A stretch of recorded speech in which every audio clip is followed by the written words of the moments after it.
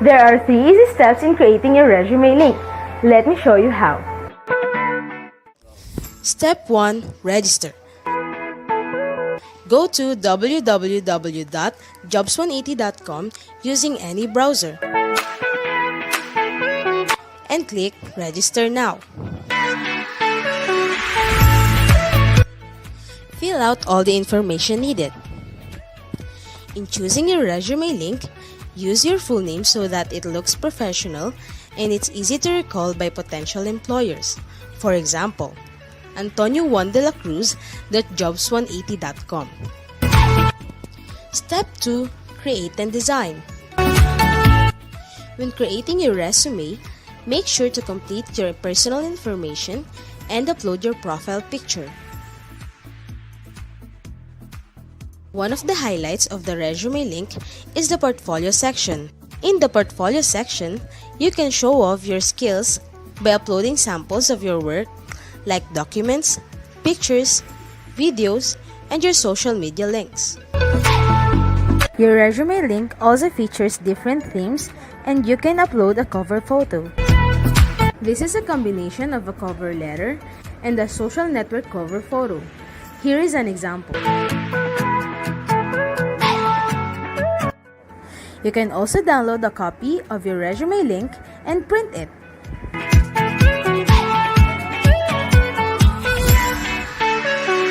Step 3. Apply for a job. There are many ways to apply with your resume link. First is browsing the job recommendations in your Jobs 180 dashboard. If you're qualified, click Submit Resume Link. So what are you waiting for? Dress up your next generation resume, stand out brightly among the competitive job seekers in the market, and win the heart of your future employers using Resume Link.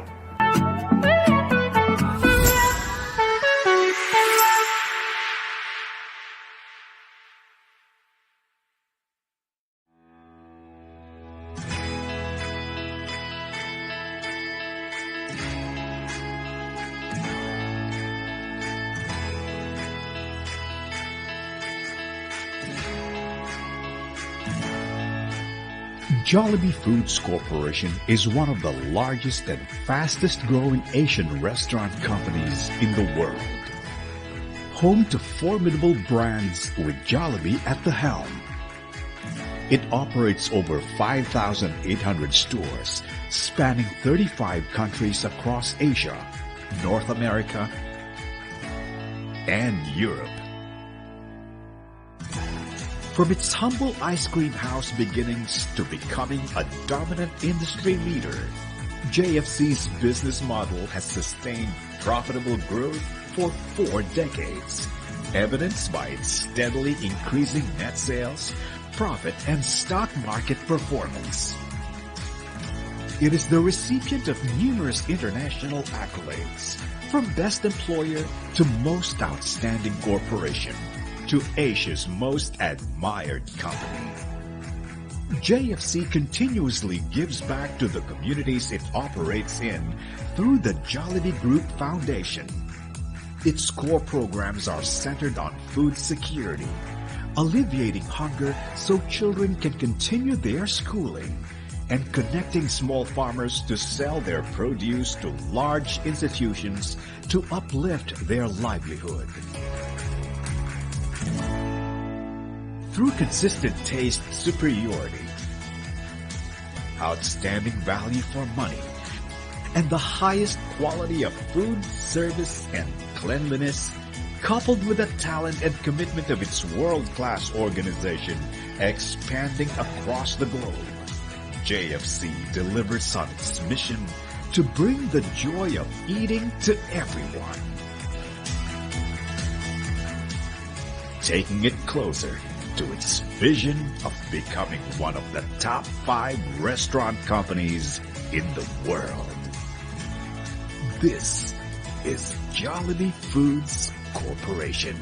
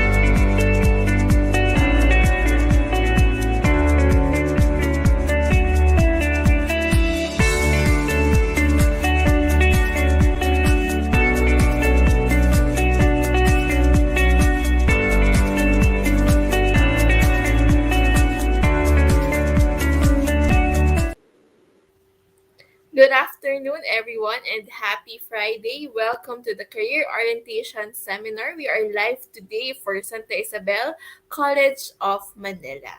So today we have speakers joining us from Inspiro, Probe, and Makati Medical Center. So to our audience, I know you guys are watching on site. So hello, hello, hello, and happy Friday. So before we start, we'd like to grace the event with the opening prayer and the national anthem. Opening prayer, let's put ourselves in the presence of God all together in the name of the Father, the Son, and the Holy Spirit. Amen. Dear Almighty and ever-loving God, we glorify and thank you. You have showered us with so much blessings, and your presence continuously reminds us of your faithfulness and guidance. May we humbly ask you to shower our speaker today of your greatest inspiration, so that we may share the most of your knowledge, heart and soul to her respective topic. May we also absorb the invaluable knowledge, experiences, and put it into practice what we may learn today. We ask this in the name of Jesus Christ, our Lord and Savior. Amen. In the name of the Father, the Son, the Holy Spirit. Amen.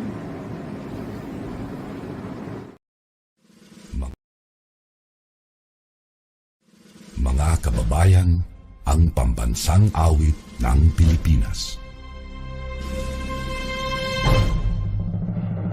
Kayang magiliw, helas ang silanganan, alam ng puso, sa dikit mo'y buhay.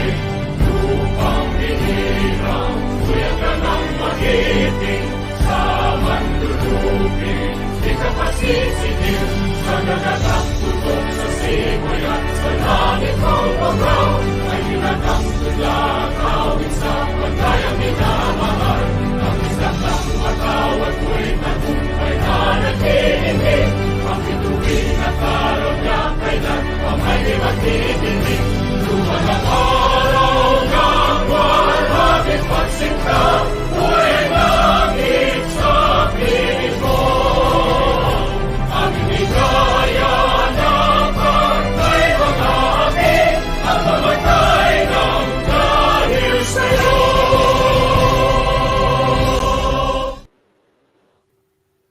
There you go. So welcome everyone. I'm Shari. I'm from Academic Linkages and I'll be the host for this event. So as usual, to our audience, we'd like to know where you're from, especially if you're watching on Facebook or if you're on YouTube. So please comment your name and your location. So to everyone who's watching on site, just sit back and relax and prepare to learn a lot of things today.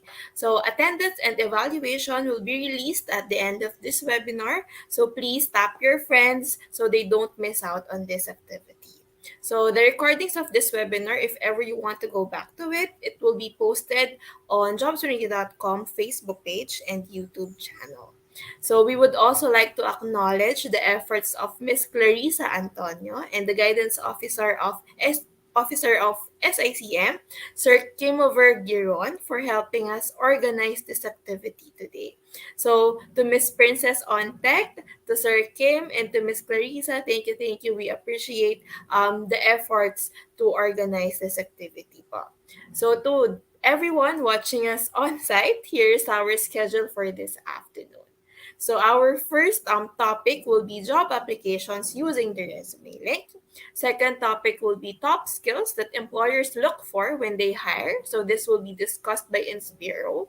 Communication skills for workplace success. This will be discussed by Pro Group. And lastly is new normal world of work to be discussed by Makati Medical Center. So this afternoon will be exciting since we have a lot of speakers discussing these topics. So if you have questions, just let Sir Kim know. And or you can also comment it on the Facebook video and you will put it up to be answered by the speakers. So after each talk, there will be a Q&A session so that you can ask your questions to our invited speakers. Ayan. So without further ado, let's go to our first speaker. So for our first speaker, we have Sir Kim Chua. He is the Managing Director of Jobs180.com, and he will be discussing job applications using the resume link. Sir Kim has 20 years of experience in sales, marketing, business development, customer service, operations, business process, and human resources. He is a trusted resource speaker, and he has done over 1,000 career development seminars in more than 400 plus colleges and universities nationwide. So, Sir Kim, you know the drill. Please take it away. Hey everyone, good day to all of you.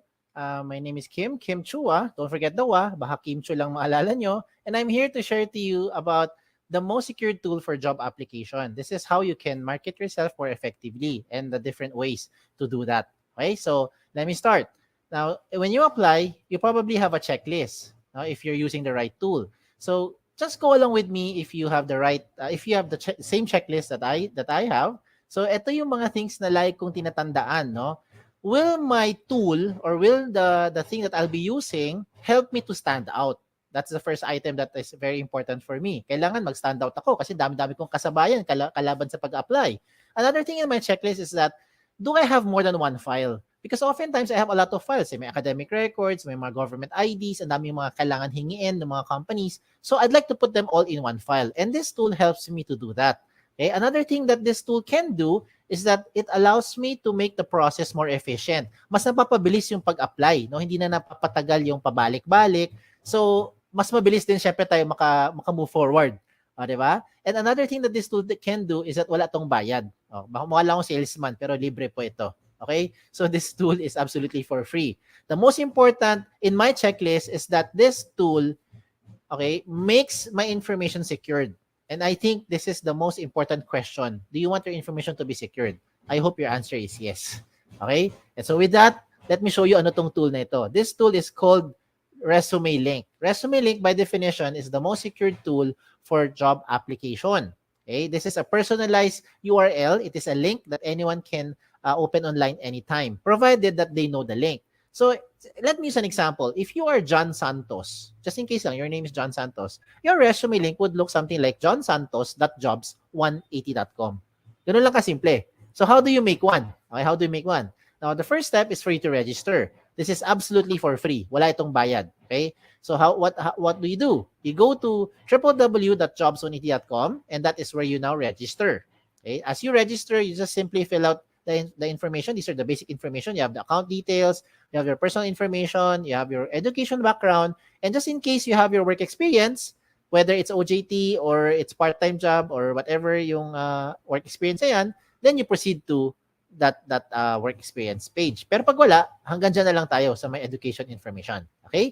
After doing so, you now start to create your resume link. So ano ba ang basihan ng resume link? Kadalasan, ang resume link natin, we base it on our name. We base it on our unique name. Okay, so as an example, if you're John Santos, then you say johnsantos.jobs180.com. Now, what about during scenarios where you create your resume link tapos may nauna sa inyo? May ibang John Santos, may kapangalan ka, no, nauna sa inyo. Ano mangyayari? Magkakaroon na red na box. Sasabihin niya, this name has already been taken.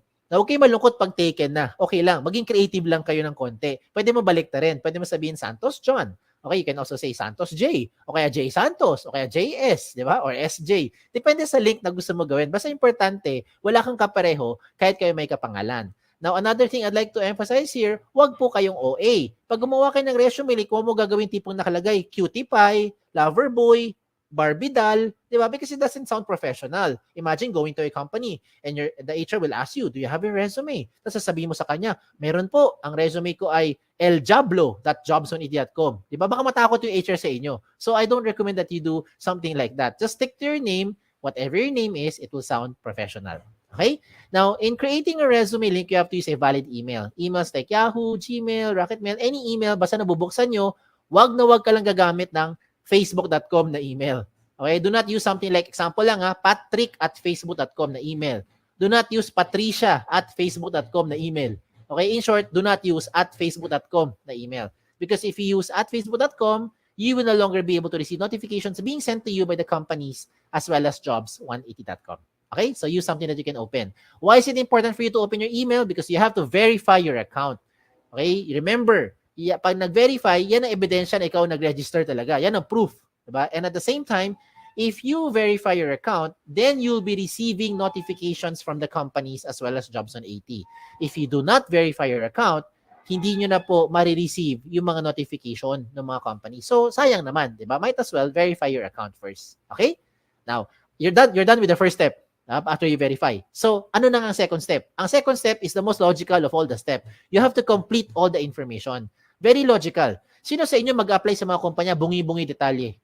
Sino sa inyo magbibigay ng resume sa mga HR tapos kulang-kulang details nyo? I don't think you'll do that because you're just wasting your time.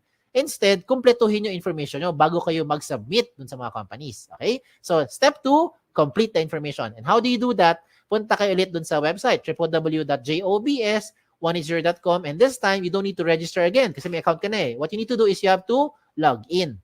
Okay? Now, as you log in, you start to put your registered email or your resume link and then your password. Na ikaw lang may alam. Okay? Ganun lang siya kasimple. Now, once you're inside your account, you start to fill in the blanks. Ganun lang kasimple. Fill in the blanks. So, the things that you see here, yung mga contents, napakasimple lang. Yung mga personal details nyo, lagay mo dyan. Diba? All the information na sa tingin nyo relevant, you put it there. Now, I have some emphasis lang on items na madalas nami-miss out ito ng mga aplikante. Ano yung mga yon? Sa contact information, you have to put here all the possible ways na pwede kang makontak ng isang HR. Kagaya ng social media handles nyo. Ba't ko nasabi yan? Because in reality is, pag tinatawagan kayo ng mga HR, madalas hindi naman ina-answer eh. Lalo na pag hindi nyo kilala, pag nag-ring yung phone nyo, hala, sino kaya ito? Di ba, hindi mo kilala. Ano gagawin? Hahayaan mo na lang. Di ba, antayin mo kung may mag-message sa inyo. Eh, paano kung yung HR hindi naman masipag hindi masipag mag-message? Masipag lang siya magtawag. That's why I recommend you put here all the possible means na pwede kang makontak. Kagaya ng social media nyo. Put your Facebook there, yung mga messenger nyo, mga Twitter nyo, iba pang mga paraan, social media handles para mabilis kayo ma-reach out. Diba? Message na lang. Are you available Thursday, 10 a.m., so on and so forth. You get what I'm saying? Diba? So, lahat ng paraan, lagay mo dyan. What else do you put here? You also put here yung inyong mga work options. Sa work options naman, you just choose lang, parang yes or no lang yan, parang switch, no? Kung ano yung mga options na gusto ninyo, no? Willing to work night shift, willing to relocate, looking for OJT, you can also put it here. Okay? And then, in terms of education, obvious naman, yung alma mater nyo, lagay nyo dito. Diba? Yung mga pampakapal ng resume, sa seminars attended, kahit magkopyahan pa kayo ng mga classmates mo, okay lang. Basta lang make sure, alam nyo na pag-usapan doon sa seminar na yon.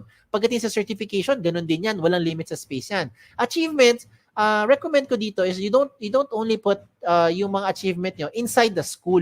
Okay? Kasi hindi naman lahat tayo academically inclined. Some of us are not very active sa school, pero active tayo sa mga social-civic organization. Diba? So, even if it's outside of the school, you can also put it there. As long as you think it is an achievement, you put it there. Okay?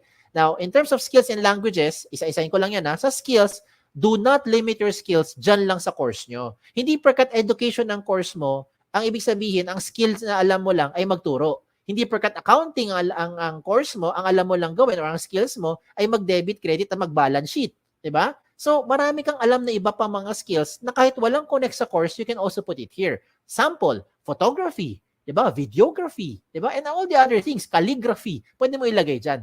Okay? When it comes to languages, I'm sure alam nyo, 2 lengguwahe na at the minimum. You know English and you know Filipino. If you know local dialect, to be specific, lagi mo Tagalog, Sabacano, Bisaya, Kapampangan, diba? Ilonggo, wala naman limit sa space eh. Diba? If you know foreign languages, put it there. Chinese, Japanese, French, Vietnamese, kung ano man yan, ilagay nyo. Because what you're doing is you're trying to market yourself more effectively to the prospective company.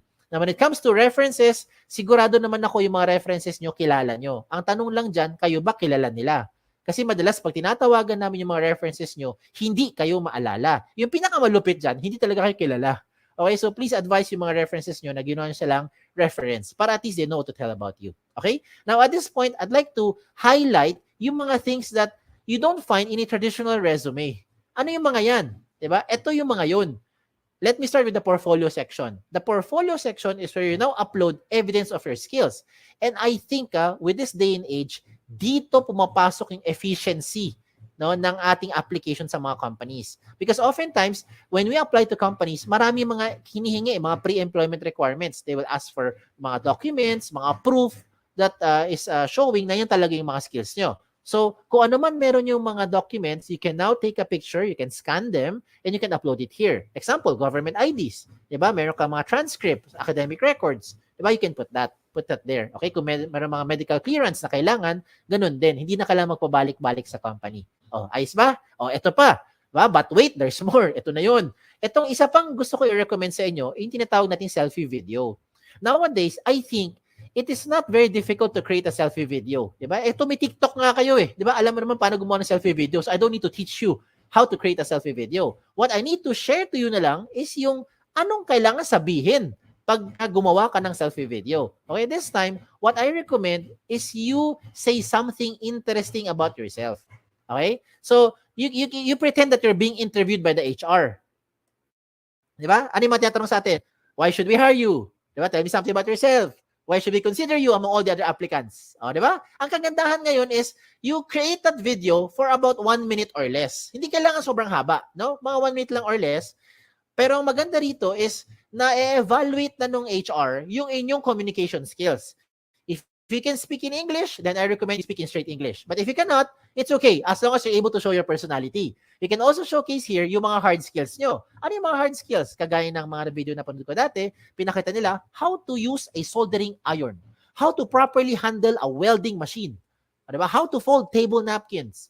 O, ganun, diba? So, depende kung ano yung mga skills na alam mo at depende kung ano yung nasa field mo rin, diba? Na napag-aralan, diba? So, gusto mo magpakita ka kung paano mag-balance sheet, pwede rin. O, diba? Again, it really depends on what you wanted to show dun sa HR. Ang point is, you don't need to travel back and forth para lang ipakita on the spot dun sa HR yung inyong hard skills. And most importantly, hindi na kailangan magkaroon ng maraming aberya, maraming storbo. Diba? Sometimes when we try to contact you for the phone interview, maingay yung background, hindi marinig. Diba? Mahina signal, maingay, ano nangyari? Nasa biyahe. Diba? Or sometimes hindi magtugma yung schedule. At least with that selfie video, it makes the process now more efficient. Now, another good thing pa with the ResumeLink is that you also upload here your profile picture. When it comes to profile picture, you don't need to go to the studio para magpa-picture. Huwag ka na gumastos. Ang importante lang dyan, tumingin ka sa camera, okay, with plain background, at of course, magbihis ka naman ng maayos, di ba? And then, you're good to go. Huwag mo gagawin yung mga nasa right side ng screen ninyo. Those samples that I'm showing you, it doesn't look professional. Imagine, di ba, yung mga selfie, mga nilagay ng avatar, yan, huwag nyo gawin yan. Okay? Huwag nyo gawin yan. It doesn't look nice, doesn't look professional. Okay? Now, another good thing pa with the ResumeLink is that meron tayong tinatawag na cover photo. Ayan, pasintabi sa matatamaan. May iba sa inyo nakikinig ngayon, hindi naman kayo gifted with writing skills. Some of us are having a difficult time expressing our thoughts and feelings into words. So ano pwede mo gawin? You can now use those pictures to represent your personality or to showcase yung inyong skills. Example, look at the one on the left, yung nasa baba. Ano kaya siya? Sabi ni iba, sir, ophthalmologist, optometrist, or eye expert. Yung nasa kanan, yung nasa taas, ano kaya siya? Sabi ni iba, sir, para siyang admin or clerical work. Or maybe makalat kasi tingnan mo yung lamesa ang kalat-kalat. O, di ba? Again, it depends on the interpretation of the person looking at it. This is an example of someone into HR or maybe into psychology. And this one is an example, it's a very good example by the way, of someone who wanted to say that there is no shortcut to success. Hindi po yan miyembro na Akit Bahay Gang. Okay? Ang gusto niya sabihin, you will be able to reach yung goal mo by taking one step at a time. Oh, di ba? You get what I'm saying now. So I'm showing you good examples para you can draw inspiration from. And I will also show you not so good examples. Ito yung wag niyong gagayahin. Huwag kayong magpapaka-misteryoso. Okay? Maglagay ka ng picture mo dyan. Lalaki man, babae in between, okay lang. Ilagay mo dyan. Member man tayo ng LGBTQ+, okay lang. You put it there. At least alam ng HR who to expect. A lot of times, yung mga pangalan kasi very interchangeable nowadays. Ako mismo, guilty ako dyan. My name is Kim. A lot of people think, babae ako. Di ba? Pag iba nababasa kong mga resume, ano nakalagay sa resume nila? Chris. Nakalagay George, Alex, Sam, Nick.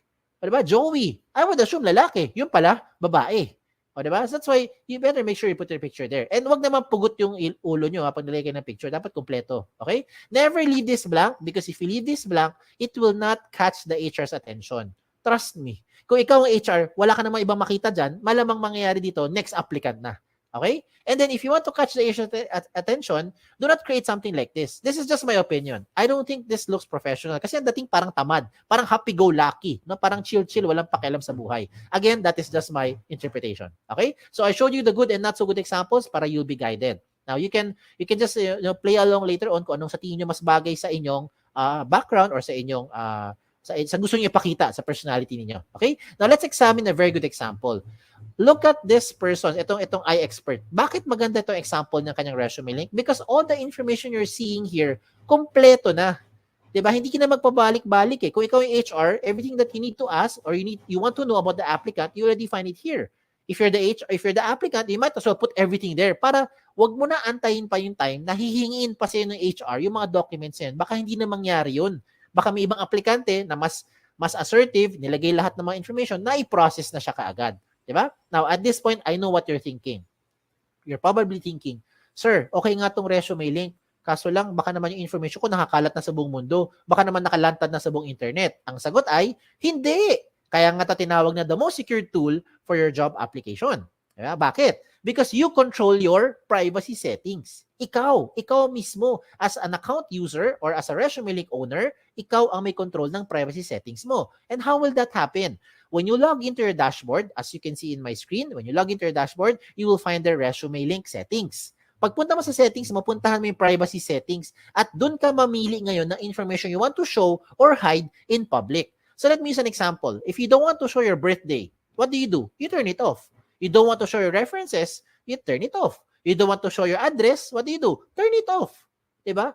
So yung mga information na in-off mo, hindi lalabas sa public. Now, if ever lang you decide to change your mind, ang maganda dito sa resume link, updated yan, real time. As in real time. So 5 minutes later, you want to show your birthday, turn it on. What happens? Lahat ng mayroong alam ng resume link mo, alam na niya yung birthday mo. Diba? If 2 days later, you want to show your address, you turn it on, you save your profile, lahat ng may alam ng resume link mo, alam na rin yung inyong address. You get what I'm saying? Diba? So, depende na sa inyo kung ano gusto mo i-on or i-off.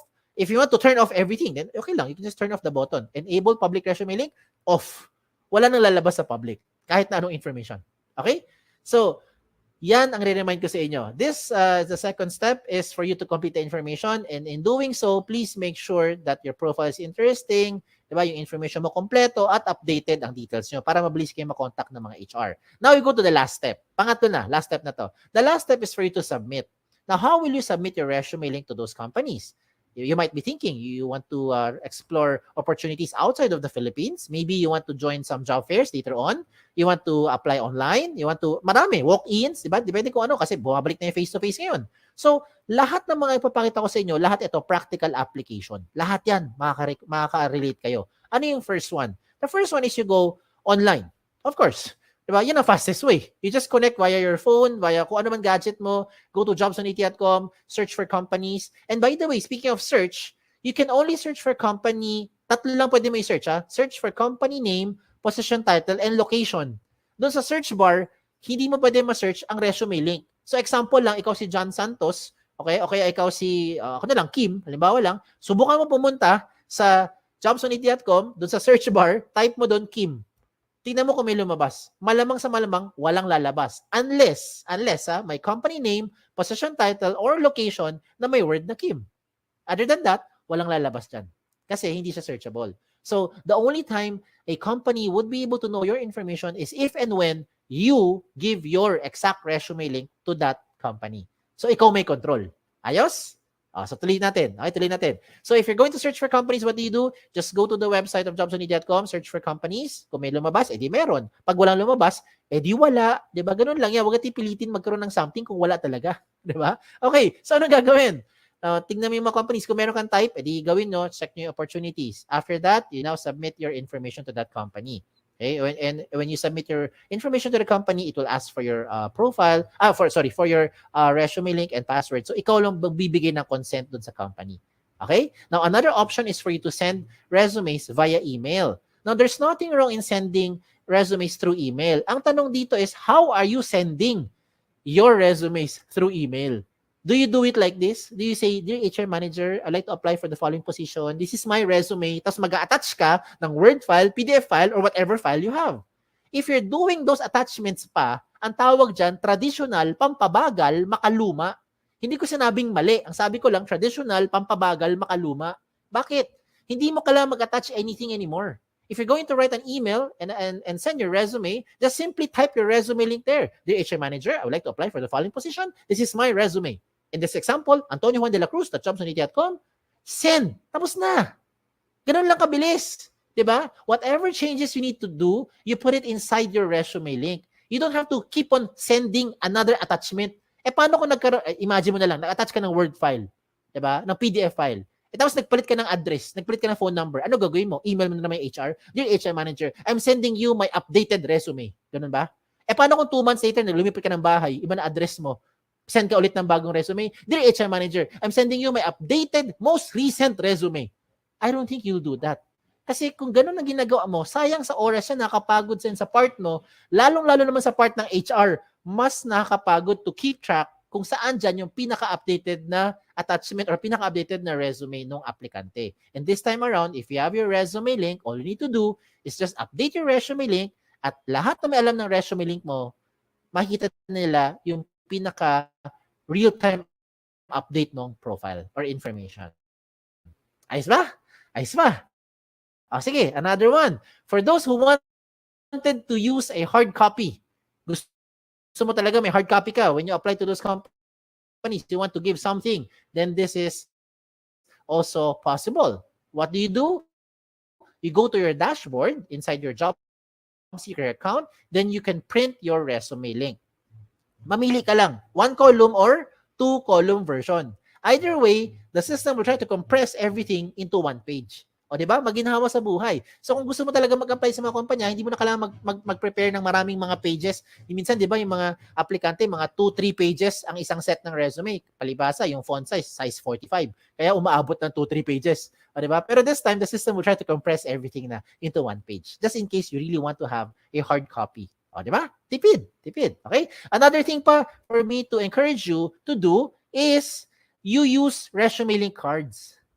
Resume link cards. Ano tong resume link card? Kung sa mga nagtatrabaho na, ang tawag namin business card. Sa mga nag-a-apply, tawag dyan, resume link card. So in one piece of paper, whether short bond or long bond paper, you can now design it your own way. You can design it, depende kung ano ang gusto mo, pagiging creativity mo. Ikaw bahala. You can make 10, 20 sets of cards. Depende sa laki or liit. Diba? Kasi laki ng index card or kasi liit lang ng mga normal business cards natin. Diba? So depende. So maybe in one long bond paper, you can make 10, 20 sets of cards na. And so after you have it printed out, pwede ka na ngayon maggupit-gupit. Gupit-gupit na lang.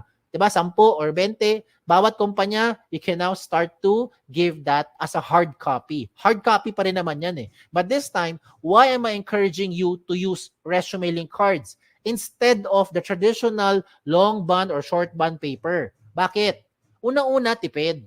Diba? Because of course, right now, eto, tipid. Kasi if you're going to apply to 20 companies, you don't need to print 20 sets of long bond papers. You just need to print 1 long bond paper and cut 20 small pieces of resume link cards. O, diba? That's for the cost side. Tipid na. Pangalawa, at mas importante, security of information. Diba? You want to have peace of mind. Paano ko nasabi yan? Kapag ikaw yung nagbigay sa isang kumpanya ng long bond paper or short bond paper, example lang, no? It's a traditional resume.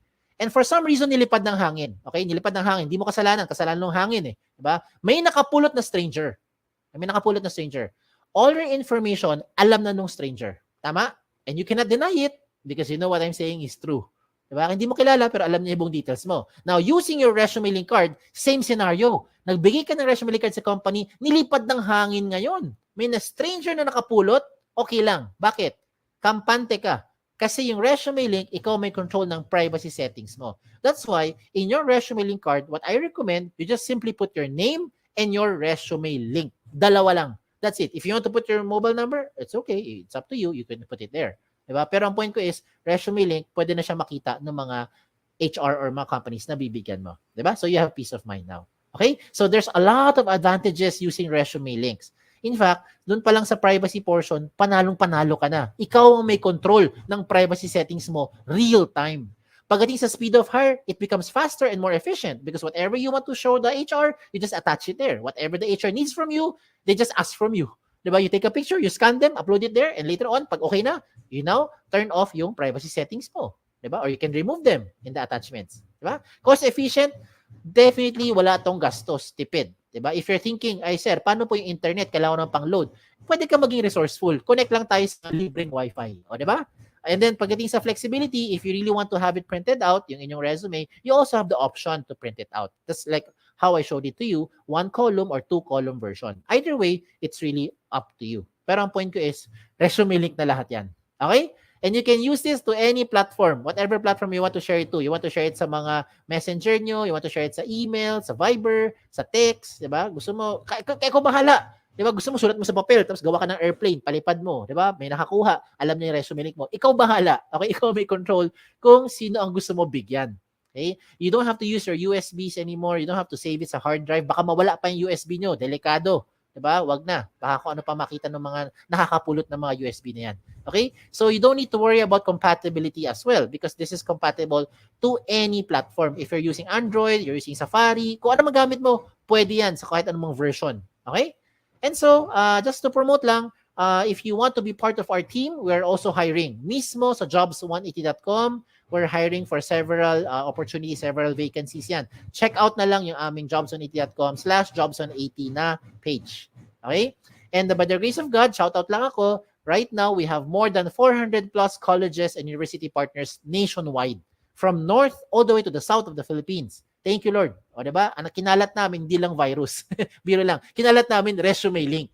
Yan ang kinalat natin. So, a lot of schools now, including your alma mater, are now using the ResumeLink. So, I hope it doesn't stop here. No? You become a blessing to others as well. If you have friends, you have yung mga relatives mo, na sa tingin mo kailangan nitong tool na ito, you can share it to them. Wala namang bayad eh. Libre naman yan.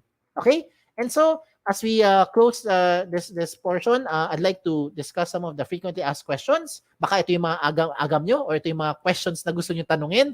Sagutin ko na muna. Okay? Unang tanong, can I give my resume links to companies who do not know about jobs180.com? The answer is absolutely yes. Basta alam nila eksaktong link mo at ikaw may control, sino bibigyan mo nun. Ikaw lang ang magbibigay. Diba? So, ikaw lang may alam sino binigyan mo. Okay? Now, second question, is it the same as other job platform, kagaya ng JobStreet, LinkedIn, or any other job site? The answer is no. May dalawang pagkakaiba. And let me use an example here. Let me do a shout out to JobStreet, no? Because I think you guys know what JobStreet is. So, shout out lang to them, sa mga nasa JobStreet.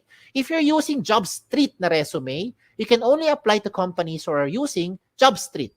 If you're applying to a company who is not using JobStreet, you cannot use your JobStreet resume anymore. Pero pag gamit mo yung resume link mo, pwede mo yung gamitin kahit na saan, kahit na kanino, kahit na anong platform. Diba? Basta alam ng HR yung eksaktong link mo at ikaw magbibigay nun. That's the first difference. Second difference, if you have already submitted your JobStreet resume to an HR, you cannot change anything anymore. Well, you can on your end, but it will not be reflected on the HR. Hindi siya magiging real-time update. Comparing it to resume link ni Jobs 180, you can update it real-time. 2 days later, 5 minutes later, 6 weeks later, ikaw bahala, anytime nag-update ka ng information, lahat na in-update mo, dagdag bawas, will be reflected real-time across all na may alam ng resume link mo. Okay? So those are the two major differences. Now, pagdating sa pangatlong question, yan ang pinaka-simpleng tanong. Can I keep my information secured? I hope by this time na-convince ko na kayo na ito na ang pinaka-secured na job application platform. Okay? So, use your resume link. Number 4 question, I think is the most important question. How often should you update your resume link? The answer is every time. Every time na meron kang babaguhin. Okay? Every time na meron kang babaguhin. Lalong-lalo na yung contact details mo. Kasi imagine, binago mo lahat. Binago mo yung work experience mo, nagkaroon ng awards, nagkaroon ng achievement, hindi ka naman makontak ng HR. Wala rin, di ba? Sayang din. That's why you have to update yung contact details nyo. Okay? And the last question is just a trivia. Trivia lang, palaisipan. Why is this called jobs180.com? This is called jobs180.com because we want to turn your life around 180 degrees. And in case you're wondering, no, you wanted to raise a concern, bakit hindi po 360? Kasi pag 360 degrees, you only go back to where you started. Ikot ka lang na ikot, wala kang pupuntahan. 'Di ba? Bumabalik ka lang kung saan ka galing. Oh, ha? O, diba? Char-char lang yan. Okay? So, anyways, again, kung meron pa kayo ibang questions, just in case you have questions, okay, you may send those questions here through our website, www.jobs180.com. You can also email us or email me here sa info@jobs180.com. You can like us on Facebook, also Twitter, Instagram, pati na rin sa TikTok. Okay? So, check us out on all our social media platform. Okay? Again, my name is Kim Chua. Don't forget the wa. Okay? Isang magandang araw po sa inyo lahat. Thank you.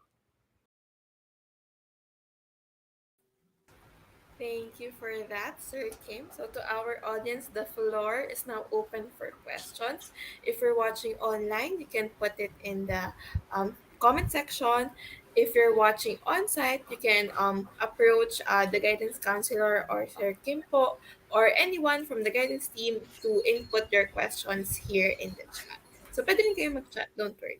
Okay, so to give you time to think about your questions, I'll go first. Ayan. So, sir, today we have like a mix of students from various courses. Some of them are from senior high school, some are in college. So my first question is that is it okay to apply to jobs not directly related to your course or to your program? Yes. Right? Okay. Is that okay? My take on that is yes, it's okay to apply to any work, any kahit wala outside of your course, kahit wala siya connect sa course mo. As long as one, it's something that you are aware of. You have to do your research first. Huwag kayo mag-apply na mag-apply na hindi naman alam yung ina-applyan nyo. Kasi may iba, trigger happy eh. Click lang ng click, lahat ng pwedeng maklik, kini-click para ma-maximize nila yung time nila sa online. So you don't do that, no? Kasi pag na-encounter mo yung time na tinawagan ka ng HR, and they might ask you a very simple question eh. Why did you apply for this position? Diba? Okay, what do you know about this company? And then, ang sagot mo is, hindi ko po alam. I don't even know, nag-apply pala ako. Eh, sayang yung oras, diba? Sayang oras mo, sayang oras ng HR. At higit sa lahat, it doesn't have a good reflection on you. And remember, diba, HR people goes around. Mamaya, yung gusto mo na talagang apply ang kumpanya, siya pala yung HR na punta doon, diba? And naalala ka niya na ito yung aplikante, hindi man lang nagre-research na ina-apply niya. So, you don't want to leave that kind of impression, 'di ba? So ang recommend ko, just to answer the question, yes, you may apply to kahit gaano karami gusto mo applyan, wala tong limit, wala tong bawal, kahit walang connect sa course, pwede as long as one, you do your research, and number two, you make sure that this is something that you wanted to do. You wanted to try man lang. Okay? So Kahit yon, hindi yan ka yung sagot ko. qualified, sir. Like Kahit for hindi ka example, yung qualified. position nakalagay, Oo. um, Mm. ano ba to? Needs 2 years of experience, for Halimbawa na example. lang, 'di ba? Kailangan nila ngayon ng 2 years of experience. Okay? Right now, obviously, wala kang 2 years of experience kasi senior high school ka pa lang or college ka pa lang or graduate ka na ngayon pero wala ka pa rin 2 years of experience maliban sa OJT mo. Diba? Kulang pa rin 'yon, 'di ba? So, is that something that I recommend you do explore, you do apply? My answer is yes. Okay? For one simple reason lang.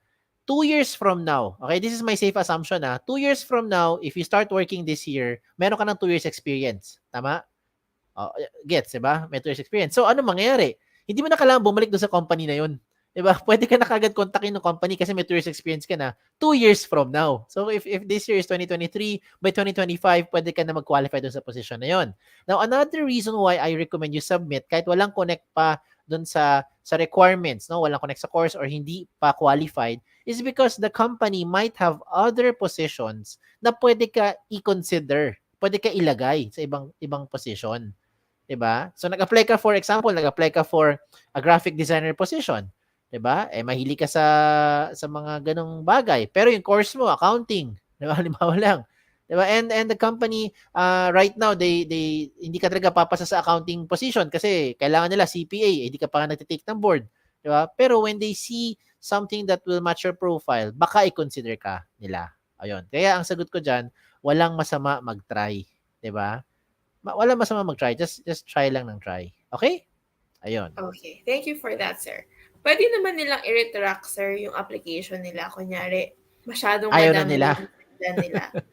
Halimbawa, ayaw na Kunyari, nila madami yung magpatuloy. nasendan nila. Makikita ba nila kung anong mga Ah, companies yun? yes, Tapos, yes. pwede ba silang mag-filter? Ay, back out That's na ako dito. Ganun. Oo, Base that's sa also the good thing, no, with using your resume link. So if you use your jobs180.com na resume link, pag nag-apply ka, nag-submit ka sa mga companies, in your dashboard, makikita mo doon sino-sino yung mga in-applyan mo eh. Makita mo sa application status. So just in case lang, no, for some reason, biglang nagbago isip mo, ayaw mo na yung pagpatuloy yung application mo sa isang kumpanya at gusto mo na i-withdraw yung inyong information or application doon sa isang company, with just one click of a button through your dashboard, you can already withdraw your application. So lahat ng details mo, wala na, mapupull out na doon sa company. O, di ba? So ganun ka-convenient itong resume link. Hindi mo na kailangan pumunta doon sa company para magsabi, "Ma'am, nag-apply po ako sa inyo 6 months ago. 'Di ba? Pwede ko na po bang kunin yung resume ko kasi ayoko na magpatuloy dito, no, mag-apply. O baka naman yes, try mo gawin, baka mandun pa yung resume mo, hanapin ng HR sa filing cabinet. Pero I don't think it's very practical, no, for you to do that, no. Kasi it's a waste of resources, 'di ba? So mas mabilis, use the resume link. If you decide to withdraw, you can easily withdraw your application. Pero by the way, hindi ko nire-recommend na mag-apply ka na mag-apply tapos withdraw ka rin ng withdraw. Wag mo naman gagawing, wag mo naman pagtripan yung itong system na to, 'di ba? Of course, you have to take it seriously when you're going to apply. Okay? Okay. Ayan, may tanong si Sir We Cedric have a yata. question here from Cedric Hunsay. Makakapaghanap po ba ng OJT or internship sa jobsnake.com? Okay. Yes, definitely yes. No, you go to the link that you're seeing now. Nagsuscroll sa screen nyo. You go there, https colon / schools.jobs180.com/SICM. That's for Santa Isabel College, Manila. Pumunta ka sa link na yan. Meron doon OJT and trainee tab. Hanapin mo lahat ng companies na nakalista doon, yung mga positions pang OJT, pang trainee. Okay, so you can explore. Now, if your question is sa Jobs 180 ba mismo kami, may hiring ba kami ng mga OJTs or may hiring ba kami ng ibang mga positions? The answer is also yes. So if you have friends, you have yung mga relatives mo na gusto mong mag-apply, naghanap ng trabaho, may experience or wala experience, OJT, pwedeng-pwede. Just go to jobs180.com /jobs180. Hanapin nyo lang, no, yung position. Submit nyo lang sa amin. Or you can just simply email us. Email ka na lang. Info, that's INFO, info@jobs180.com. At magpakilala ka na nag-apply ka bilang isang OJT or isang for full-time position. Okay? Just make sure you have your resume link ready na. Okay? Gawin mo na yun. Okay? Ayan, Ayun there na you po. go. So thank you for that, sir. So to our audience, if ever you have questions and you want to you don't want to put it dito sa comment section, nahihiya kayo, pwede nyo i-message sa Facebook and our customer service reps will try to assist you with your concern. And Sir Kim, thank you, thank you. Thank you rin. We'd Be like safe, to move everyone. forward to the next speaker na po. Thank Okay. you, sir. Have a great Sige day. po. Thank you. You too. Bye-bye. Okay, so for our next speaker, we have Sir John Kyle Cry Balorana. So he will be discussing top skills employers look for when hiring. Sir Cry is candidate engagement of Inspiro. So Sir Cry is a graduate of Bachelor of Arts in Communication, major in convergent media track at Far Eastern University, Manila. He worked as customer service representative for a telco company for 6 months, and now he is part of the candidate engagement department over at Inspiro, Philippines. So let's welcome to the floor, Sir Kai. Hi, Hi, sir. good Good afternoon. Ayan. Sir, can we test your deck po? Can we put it afternoon. up? Can you see it already? Hang on, sir. It's loading. Ayan, there you go. So, sir, I leave you to it. So, I'll be back for the Q&A in a little bit po. So, Right. sir, the floor is yours.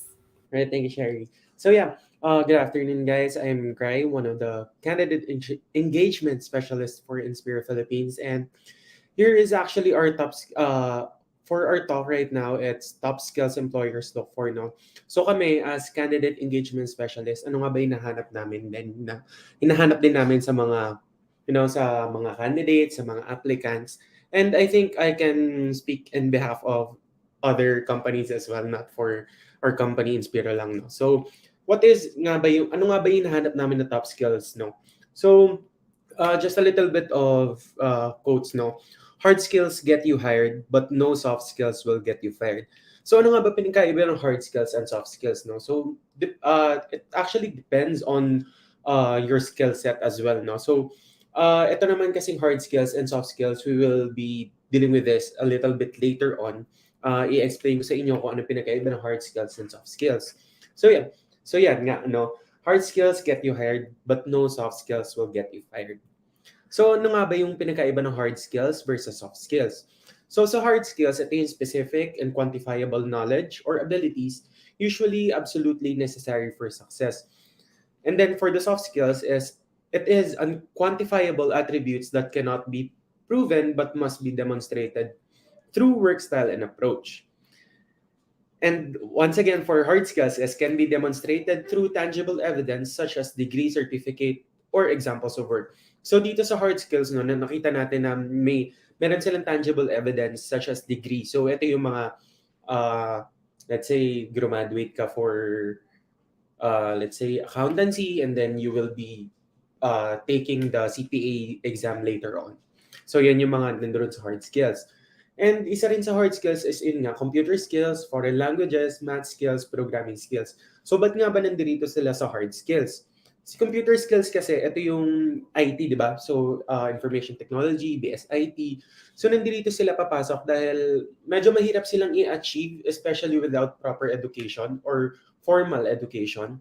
Kasi medyo, alam niyo yan, pag sinabi natin computer skills, sasabihin ng iba, taga-ayos lang naman sila ng laptop. Pero hindi ganun. Kasi lahat ng computer skills ay pinag-aaralan.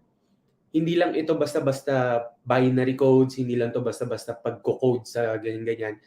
Maraming naka-envelop dun sa buong computer skills na yun or dun sa mismong computer skills, no? So medyo mahirap talaga din siyang i-achieve.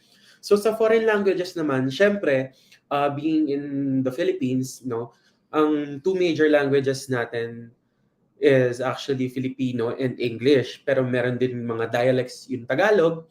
So medyo, ayun, alam na natin yon. Pero pagdating sa mga foreign languages, kagaya ng, let's say, Korean, no, medyo mahirap siyang aralin. Pero for me, I actually, sorry about that. So yeah, I actually learned Korean, Thai, and of course, yung iba rin, no? Maraming nakapaloob dyan sa foreign languages and hindi lang ito basta-basta madaling matutunan dahil sobrang dami mong kailangan matutunan sa pagdating sa foreign languages. Sa math skills naman ito. So alam naman natin, marami rin hindi masyadong magaling sa math, di ba? So like for me, example, hindi ako masyadong magaling sa math. So I always use calculators, Microsoft Excel, and yung mga magagaling talaga sa math, yun talaga yung skill nila. So, it's actually hard dahil hindi naman lahat marunong talaga or knowledgeable when it comes to math. Pero kung magaling ka sa math, congratulations, no? So yeah, programming skills, it's just the same with computer skills, no? Hindi pala sila same, but most likely medyo magkalapit. So sa programming skills naman, ito yung mga nagpo-program ng mga, let's say, Facebook, di ba? Makikita natin yung mga coding sila, mga ganun-ganon.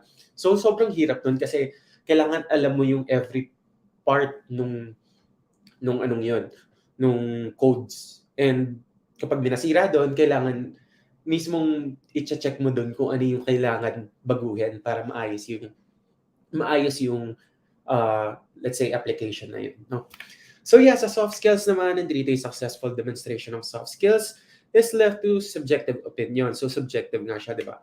So communication, leadership, teamwork, and creativity. So ba't nasa soft skills si communication? Me as a communications graduate, no? On communication is what revolves around the world. Like for us right now, we're communicating with each other, no? So nandito yung naging soft skill siya dahil lahat naman tayo marunong. No? So sa leadership, di ba meron tayong mga sinasabi minsan dati, may sinasabi tayo lagi na kapag one is born a true leader, parang ganun, di ba? Pero soft skill siya dahil lahat naman tayo pwede maging leader. Hindi naman sinabi na kapag leader ka is leader ka ng organization, leader ka ng barangay mo.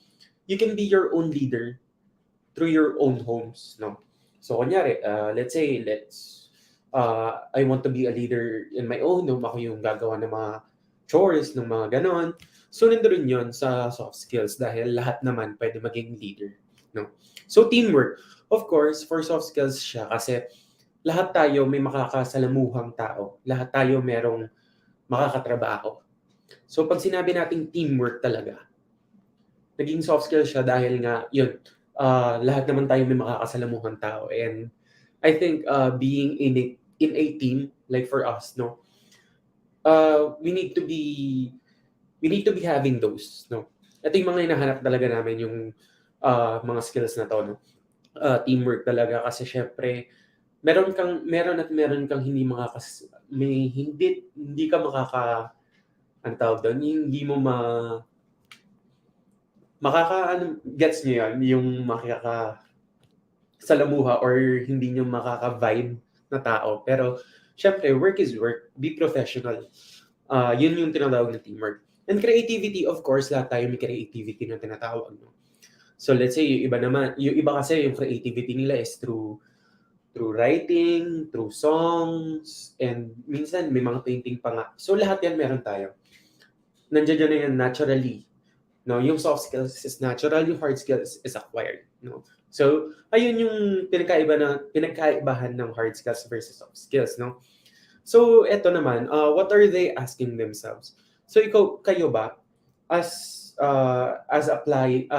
candidates or as mag-a-apply sa mga companies in the near future or maybe now, no?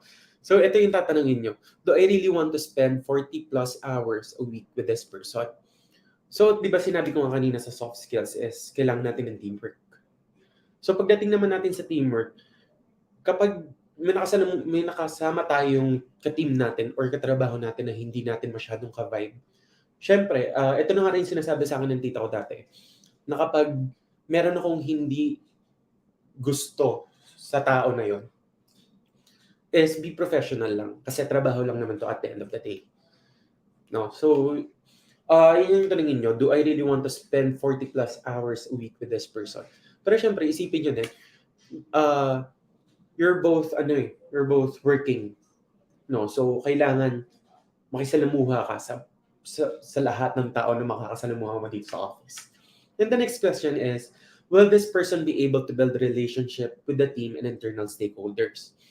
So, bakit nga ba ito tinatanong?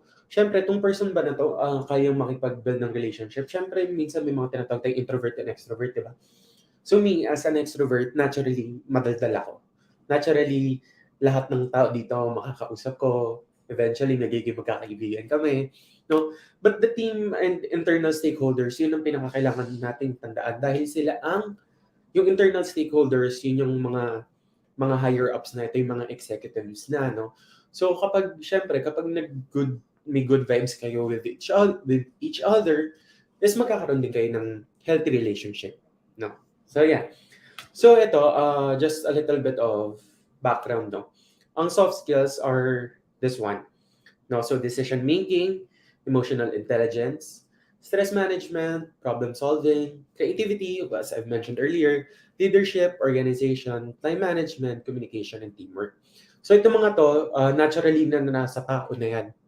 No, hindi mo na kailangan i-acquire through, let's say, through certifications, through degrees, mga ganun. No? So ito, nandito na talaga ito sa tao. Nasa sa inyo na yan.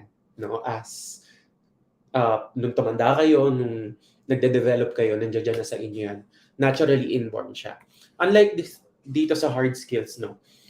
Let's say analytical skills, di ba? So, hindi naman siya naturally inborn sa atin. At mga hard skills are acquired talaga. Kailangan natin paghirapan, kailangan nating aralin.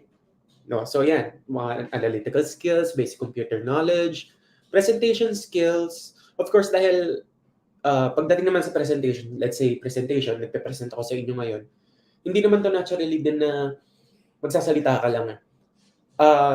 Kagaya ko kanina, just a little bit of kagaya ko kanina, before mag-start tong seminar natin today, syempre kailangan ko muna aralin kung on how would I go about this, kung magiging formal ba ako, magiging informal ba ako. Pero syempre since this is a seminar, medyo formal tayo, no? Pero I want it to be as if na nakikipag-usap lang din ako sa inyo.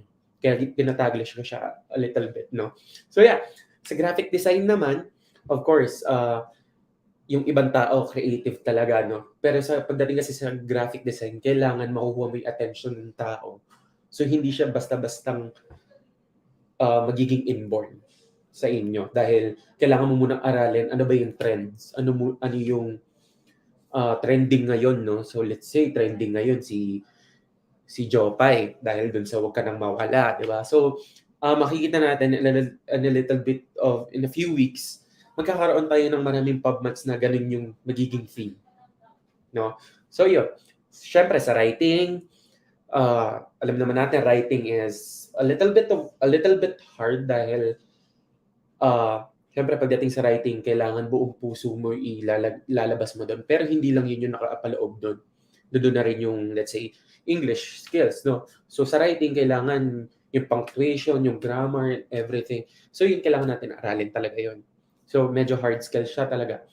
So sa next naman is marketing. Ayan, so sa marketing, medyo mahirap talaga si marketing. Medyo mahirap din siya i-explain as of the moment. Pero si marketing kasi syempre kailangan natin ibenta ang isang, let's say, ibenta natin ang isang organization, ibenta natin ang isang product. Syempre, aaralin muna natin lahat. Yung magfo-focus group discussion tayo para lang, malaman natin kung ano ba yung gusto ng tao or ano yung hinaharap ng tao sa isang product or sa isang organization or for our discussion today, ano bang hinahanap ng isang applicant or candidate sa isang company. So nandoon papasok yun si marketing, no? So sa project management, team management, pareho lang naman, medyo pareho lang sila, no? So sa team management kasi syempre kailangan makipag team player ka. As applicant, hindi ka pwedeng susungit-sungit sa isang applicant dahil hindi mo lang gusto yung the way he or she dresses up, no? So kailangan maging team player ka. Let's say baka nga minsan 'di ba alam naman natin yung mga Dharman movies, Dharman series, yung mga tawag dito, yung parang may mga karma, ganun. So we need to really be, outgoing and be kind enough talaga. Iwasan natin din minsan medyo kasi hindi natin talaga naiiwasan yung minsan na ay, ang pangit ng damit niya, no? Pero wag na wag niyong gagawin yan, guys. Okay? Kasi baka mamaya is siya pala yung maging valuable aspect niyo in that company. No? So yeah, customer service skills, hindi siya inborn, pinag-aaralan din siya. Me as a CSR for a telco account for almost 6 months, medyo mahirap siya dahil we need to be really, kailangan namin mag-empathize towards the customers dahil syempre, sila yung customer, no? But yeah, customer service skills talaga ay isang medyo mahirap na part. Pero kapag inaral mo naman siya, talagang you'll get the hang of it naman in the next few weeks lang, no? So yeah. So for high-level IT skills, of course, super hard to, no? For me talaga, nahirapan ako pagdating sa mga IT skills. Kaya hangang-hanga ako sa mga BSIT, sa mga IT talaga, no? Dahil alam nila kung ano yung nagiging problem. And sa pagko-code pa lang nila ng mga computers and applications, is nandoon na talaga siya. No? So, ayan yung mga hard skills talaga na pwede natin pag-usapan as of the moment. No? So yeah, if you want success in your job or when applying for a new one, it's essential that you maximize your knowledge in these areas. So sa mga high-level skills sa hard skills and sa soft skills, it's either sa hard skills ka mag-maximize or sa soft skills ka mag-maximize. Dahil for us sa Inspiro, kahit naman soft skills lang yan or hard skills, tatanggapin namin kayo ng buong buo, no? Dahil, lahat naman tayo may iba't ibang kakayahan or may iba't iba tayong uniqueness. Di ba? May tinatawag nga uniqueness, nerve, and talent. Alam naman, yung mga RuPaul's Drag Race fan dyan, no? So, yun. Uniqueness, nerve, and talent. So, may sarili-sarili tayong way on how we would deal with our skills, no? So, yeah, it's essential that you maximize talaga your knowledge in those areas. And of course, just a tip is seek out formal training. So for me, I took a training or a parang certification siya. That's certified sales and marketing consultant, no? So that's good for actually 2 months, if I'm not mistaken. 2 months ako nag-train for that.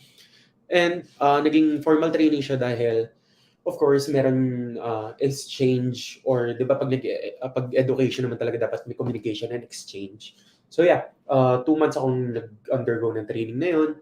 And yeah, it's actually valuable for me as a communication arts graduate as well kasi meron din kaming advertising and PR, no. So naging valuable aspect siya. And of course, for the last step is apply and practice those skills in the workplace. So pagdating naman dito, syempre, yung mga formal, kung ano man tinrain nyo, apply nyo dun sa workplace para maganda rin yung magiging kinabukasan or magiging uh, tawag dito, magiging outcome nung mismong training na nag-undergo ka. Okay?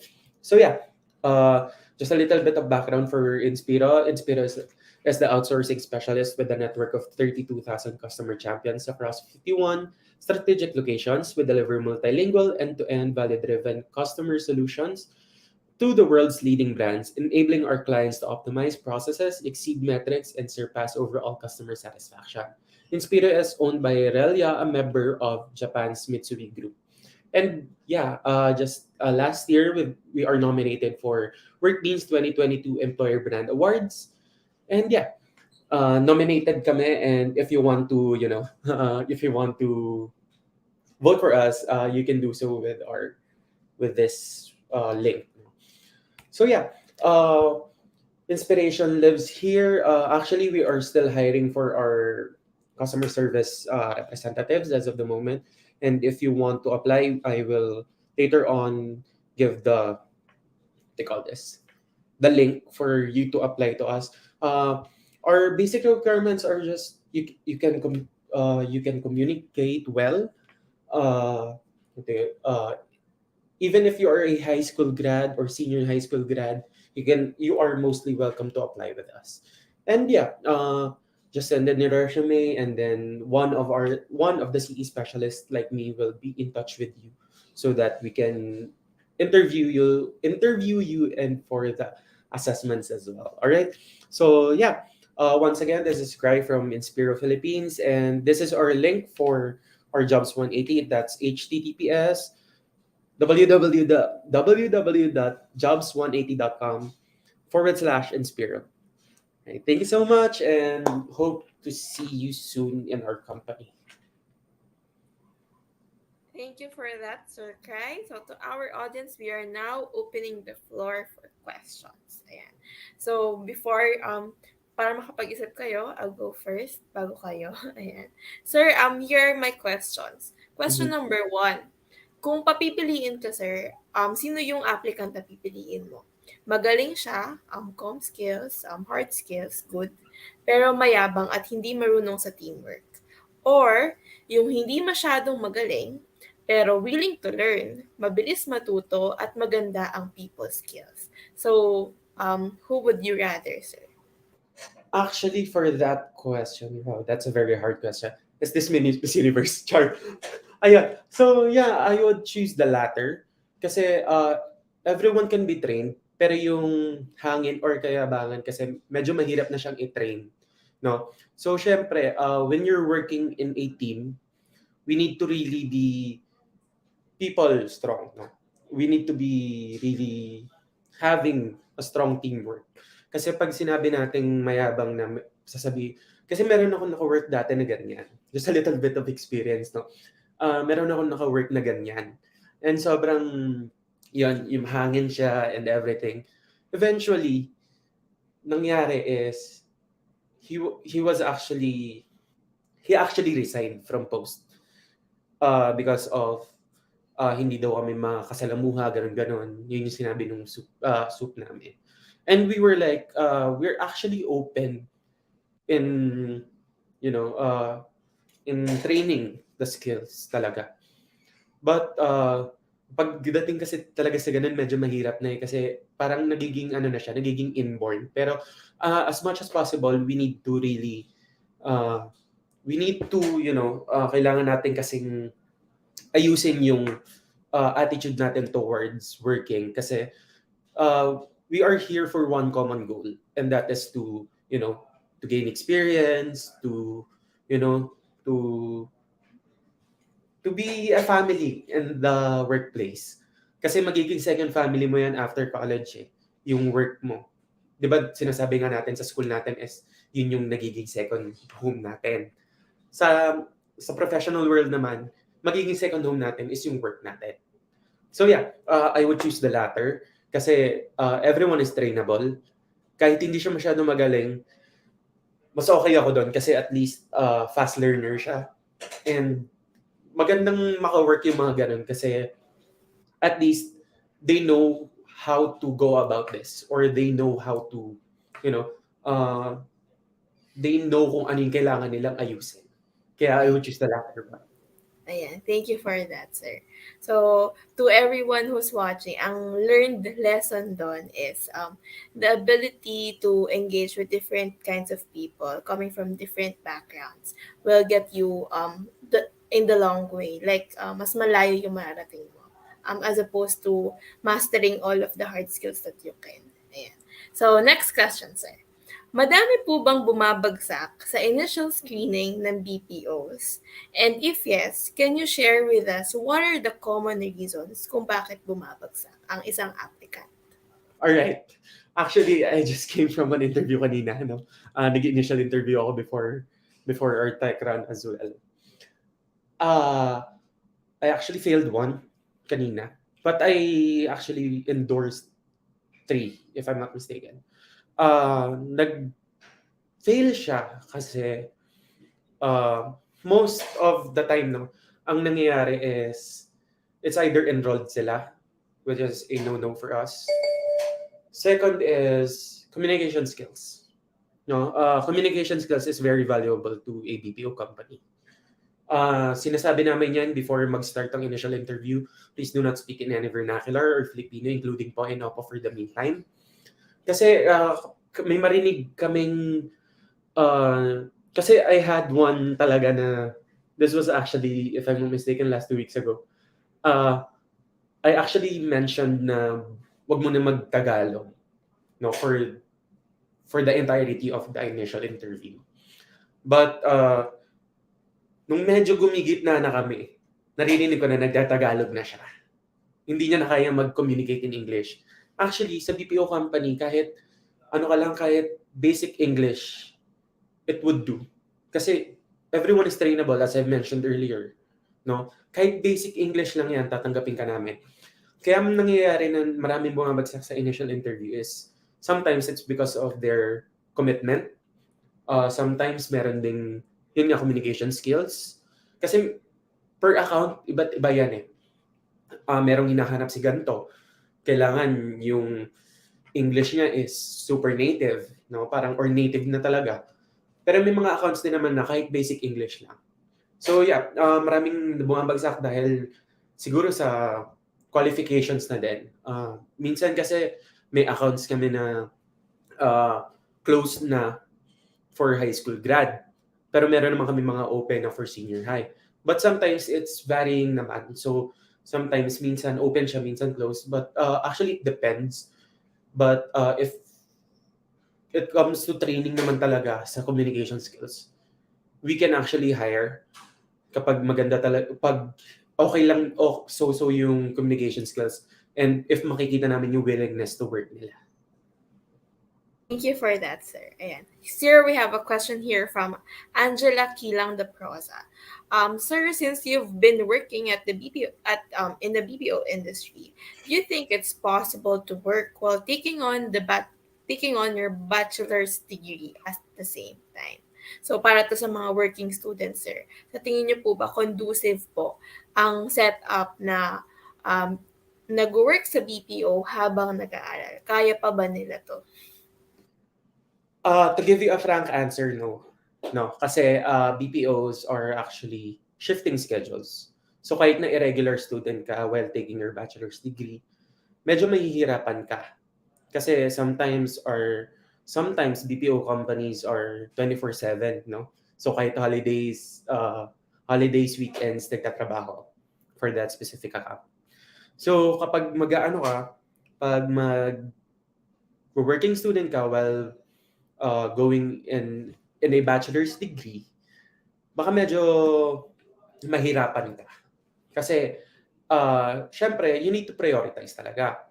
Pero may mga working student talaga kasi, no, na they want to work while studying just for finances. Kasi syempre hindi naman lahat kaya may magpaaral sa kanila. So may mga ganun talaga, may mga when I was working at a customer service post, no, actually meron ako mga ka-wave, kasi wave mates tawag kapag BPO. Meron doon dalawa nag-aaral, no, working student. So actually it depends talaga kung kaya mo, no. Pero for us kasi we encourage you to prioritize muna rather than taking two stones while you're just one, di ba? Parang ang hirap na dadalawahin mo siya. So uh, you need your focus. Eh sa school naman, pagdating sa bachelor's degree, kailangan mo din talaga ng focus eh. Kasi syempre hindi ka gagraduate on time kapag hindi ka nakafocus doon. No? So, ayun, actually for me, nung college ako, medyo matagal din ako dahil nag-shift ako ng shift dahil nawawala yung focus ko. So yeah, you need to really have that focus and that prioritization. Ayan. So, bottom line, sir, mahirap, pero kung kakayanin, Kaya. kayanin nyo. Saka depende rin naman, sir, if kunyari naka-work from home, 'di ba? Mga added factors din naman 'yun kung paano mo kakayanin yung yung shift mo. Ayan. Pero So, minsan kasi may mga BPO companies na kailangan talagang at least palit ng 2 shift. minutes before nandun ka na. Eh paano kung nag-end ng klase mo 7:30 tapos 8:30 yung shift mo? Paano ka aabot dun sa sa work, di ba? Pero Case to actually, case. Ayan. So, thank you for that, sir. So, to our audience, the link for Inspiro is jobs20.com/Inspiro. So, you will find all of their vacancies there. And if ever that you want to apply to their companies, please read through the job description and then apply using your resume link. So, Sir Cry, thank you so much for attending and accepting our invitation for this event. We hope that we can invite you to other universities as well. Thank you, Sir Cry. Have a great day. Thank you, sir. bye. There you go. So, ganyan lang tayo guys. Ganyan yung pacing natin. So, after each speaker, magkakaroon tayo ng Q&A. So, next up, communication skills for workplace success. We have Sir John Aaron Abadines, Sourcing Manager for Probe Group. Sir Aaron is the Talent Acquisitions Department Leader with more than 5 years of experience in the industry. Sir Aaron, if you're ready, we'll put you up. Hi, sir. Good afternoon. Sir, can we have your deck po? Yeah, There. yeah, Okay. yeah. Sir Aaron, everything's working well. So I Uh-huh. leave it to it po. If ever there are glitches, I'll come in and check in on you. So All I'll be right. back with Q&A. Thanks, Sir Aaron. Okay. Thank you, Shari. And good afternoon, everyone. So that was a very generous introduction earlier. But yeah, my name is Aaron Abadines. I'm currently working under Probe as the talent sourcing manager. So sourcing is under, just to give a brief background about it. No, sourcing is under recruitment, which is also a facet of human resource for everyone's reference. So today we'll be discussing basically some of the secrets in how we could effectively communicate. But before that, let me tell you a brief story about where I'm working and who basically just to introduce who are we. So I'll give you a quick rundown. So the probe story.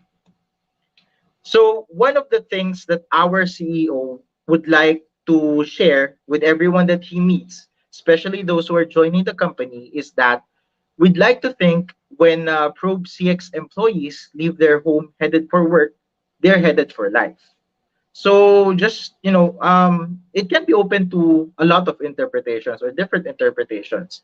But basically, for me, what it means is that when we, as employees, would go to work, we also have to look into the things that would help us live a healthy life or a bountiful life. No, so that's why they say there should be a work and life balance as well, in everything that we do, whether it would be studying, whether it would be working, there should be a balance between those two. because otherwise we would experience, being burned out, and that's a very difficult feeling, or that's a very difficult situation to get out of. Yon. So his name is Andrew Humes. He's one of our CEOs, and for everyone's reference as well, pala, Probe CX is an Australian company who opened its doors in the Philippines way back 2008. So we're still growing, and right now we're at 18,000, around 18,000 employees all across Probe. So yeah. So yeah, I wouldn't play this video because I know we have a time or basically we have a time constraint though. But basically when you apply or you go to one of our sites, you would see the welcome wall. And this welcome wall would give you a brief kumbaga, we will give you a brief overview of what Probe had experienced throughout the years. So yeah. Again, I wouldn't play that anymore. Our vision, to give a quick overview, is to be the most sought after and respected outsourced customer experience provider in the markets within which we choose to operate. So Probe, as a BPO company, would want to be the most sought after and respected outsourced customer experience provider. Yeah. So what we want to happen is we want to do better than our competitors, better than our clients' demands, and better than our clients' customers might reasonably expect, and better than yesterday. So again, just to give a quick overview of how the BPO industry works, um, being a business process outsourcing, we're catering clients from overseas. So ang nangyayari dito, whenever we hire folks for the job, they are working remotely here at one of our sites, and then they cater to our customers outside. Since ProbeCX is an Australian company, we're mostly catering to Australian clients. But we also cater to other clients such as in the US. Pero talaga mostly it's Australian.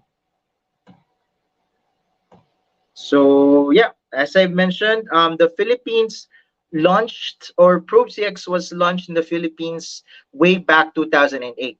However, Probe has been established um, since 1979.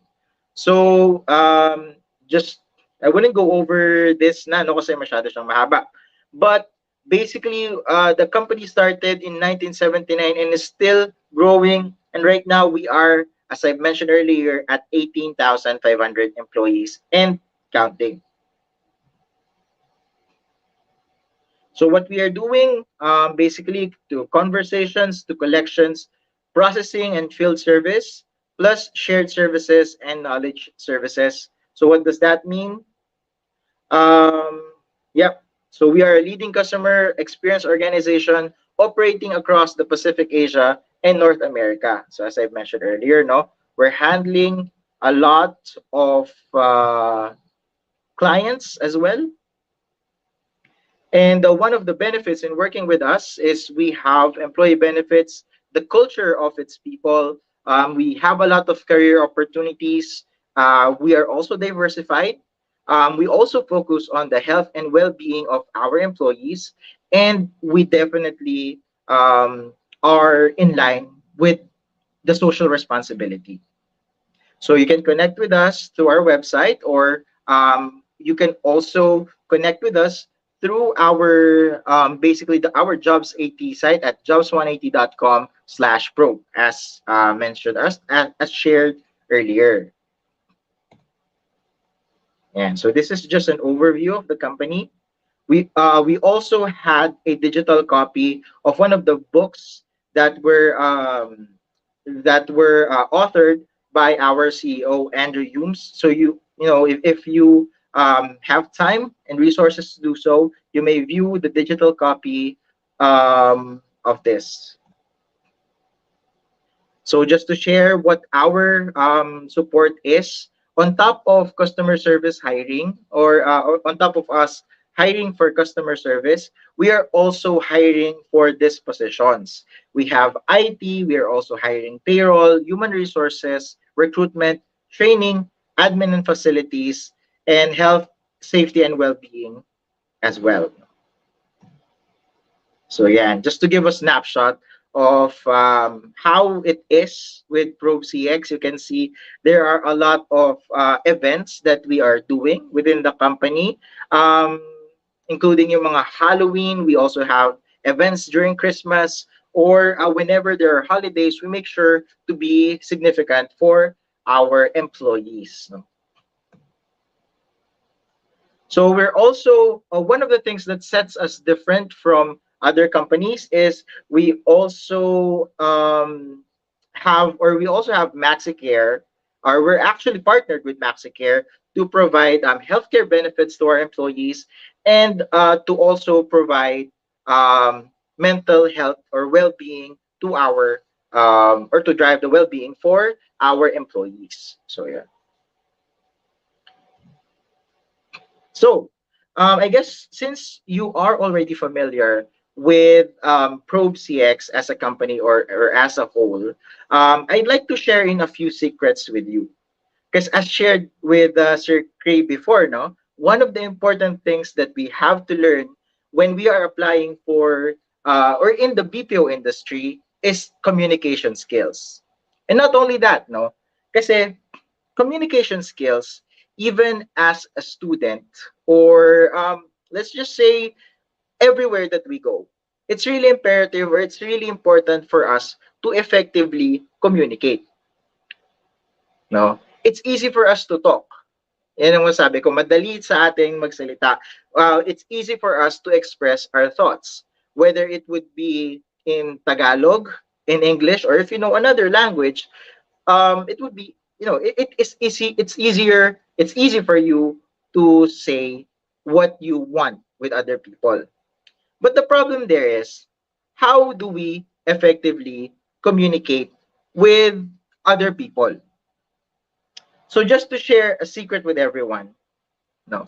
So this is my mantra. It's actually from David Burns, who's one of the leading psychologists uh, in the industry. No?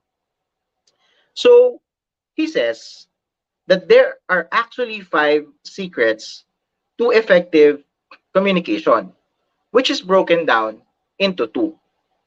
Number 1 is the listening skills, and number 2 is the self-expression. So when we break it down to listening skills, there are actually 3 factors. Number 1 would be the disarming technique. Number 2 would be the empathy. Number 3 would be the inquiry. And number 4, under self-expression, is I feel statements. And the number 5 would be stroking.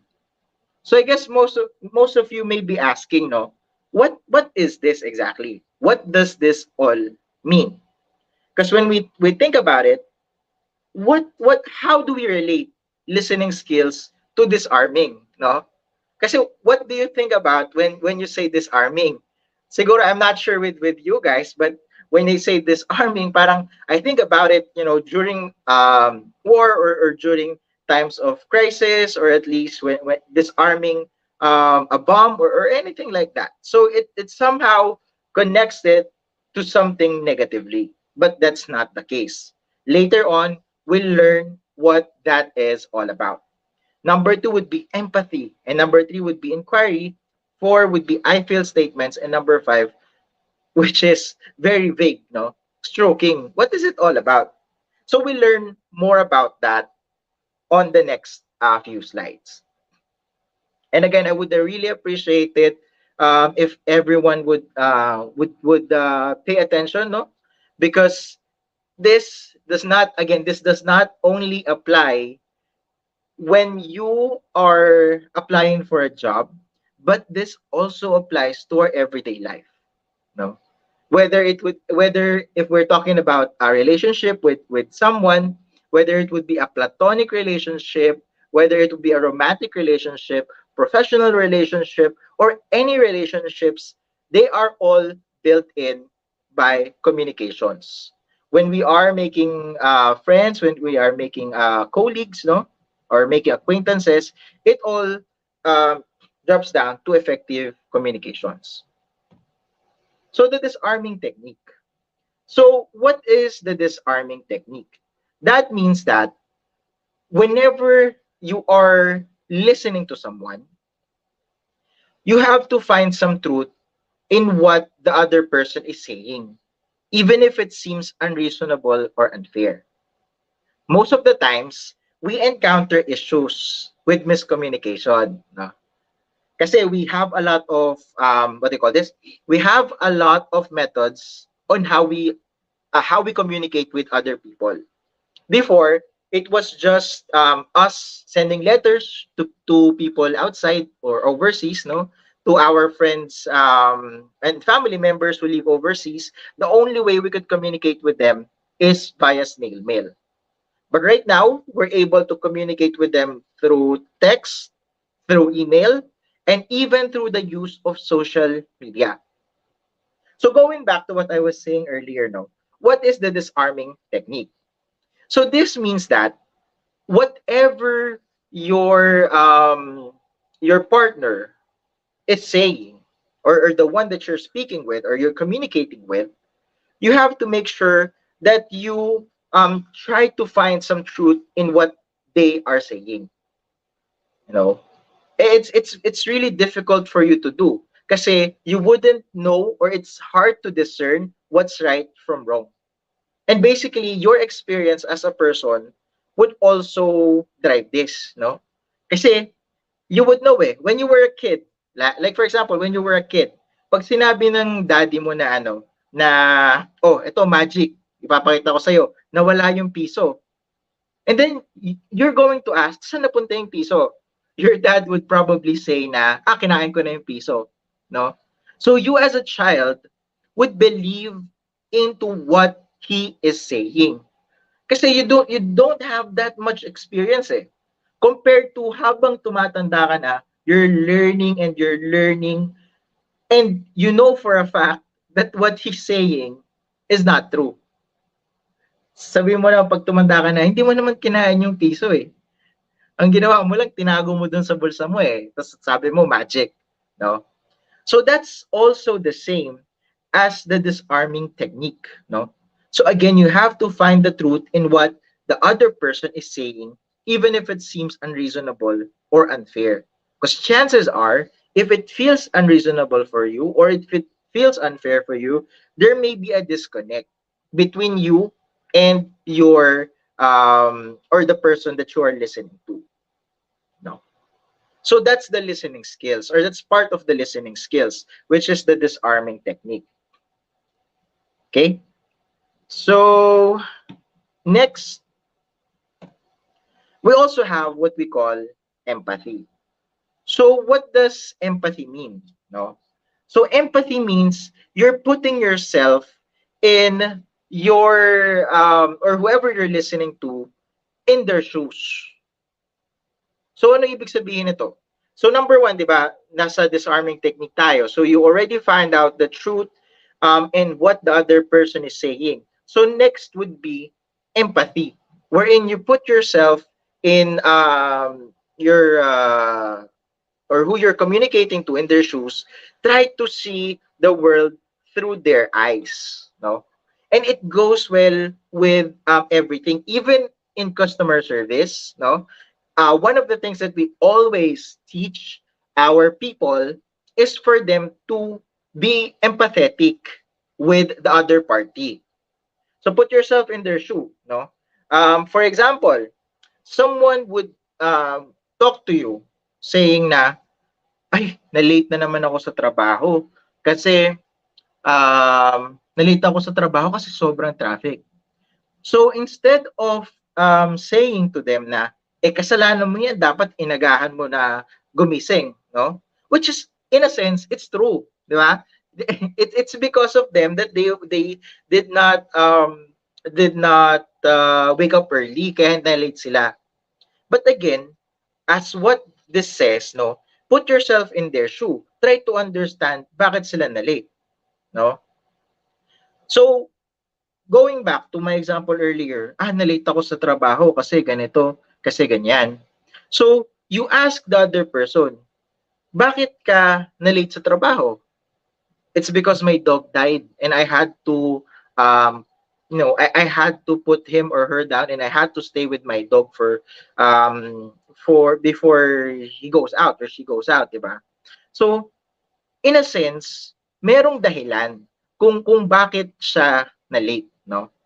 And it's just a very simple example, but it's very hard to do on a day-to-day conversation.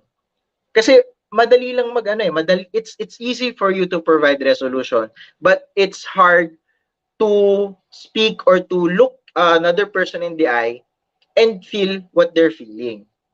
But then again, it says here that you have to try to put yourself in the uh in their shoes, no? Yun. So, with empathy, there are actually two types of empathy for everyone's reference. Number one is the thought empathy, and number two would be the feeling empathy. So for the thought, yeah, you just have to paraphrase the patient's words, no? I understand kung saan ka nanggagaling, and eh, it definitely feels so sad when you lose your someone special to you, no? Your dog or things like that. So that's number two. And number three is the inquiry or the probing questions. Now, this part, everyone, is really tricky. Kasi here in the Philippines, no, whenever you're asking someone or asking other people, it feels like you're, to put it in layman's terms, no, it feels like you're being a marites, no? Parang nagiging chismosa ka na. So you have to make it to a point where it doesn't feel like you are that type of a person na chismosa. Now, how would you be able to do that? It's relatively easy. So you ask gentle probing questions to learn more about what the other people is thinking or feeling. And that's where the number two comes, which is empathy. Kasi when we show our empathy to other people, that means it shows them that we care. No? Ang sabi ko nga kanina, as an example, na late yung kausap mo, na late siya, and he or she feels so sad about it. So, you say na, yeah, it's hard to be late, no? But if you don't mind me asking, bakit ka na late? Why did you come in late?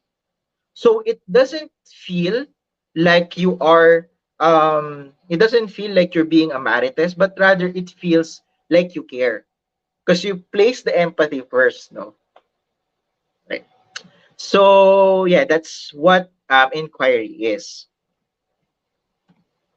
So next would be the 1 to 3 would be the listening, no?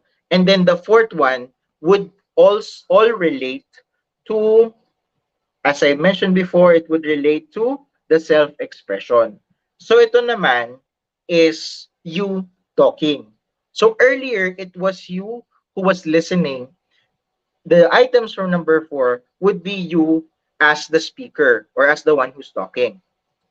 So basically, when you say I feel, that's where you express your feelings, your feelings with a dignified or in a dignified way. If possible, use the I feel statements, no? Or naramdaman ko din yan. Or again, try to relate yourself to the other people, especially when it comes to hard conversations. Because when you are having hard conversations, most of the time, it would help you out, especially not just in the corporate industry, but even in talking to your friends, so or in other individuals. It would also help to build your relationship. Yun. So again, make sure to use the I feel statements, or at least make them feel that you are listening to what they are saying. So I understand, naiintindihan kita, and I definitely feel this way kasi if it would happen to me, if my dog would die, I'd also feel so bad. Probably I won't be able to go to work. And you are so tough being able to go to work. So in that way, you're trying to make sure, or at least make the other person feel comfortable as well. Diba? So yun. So next, definitely it's the last one, which is stroking.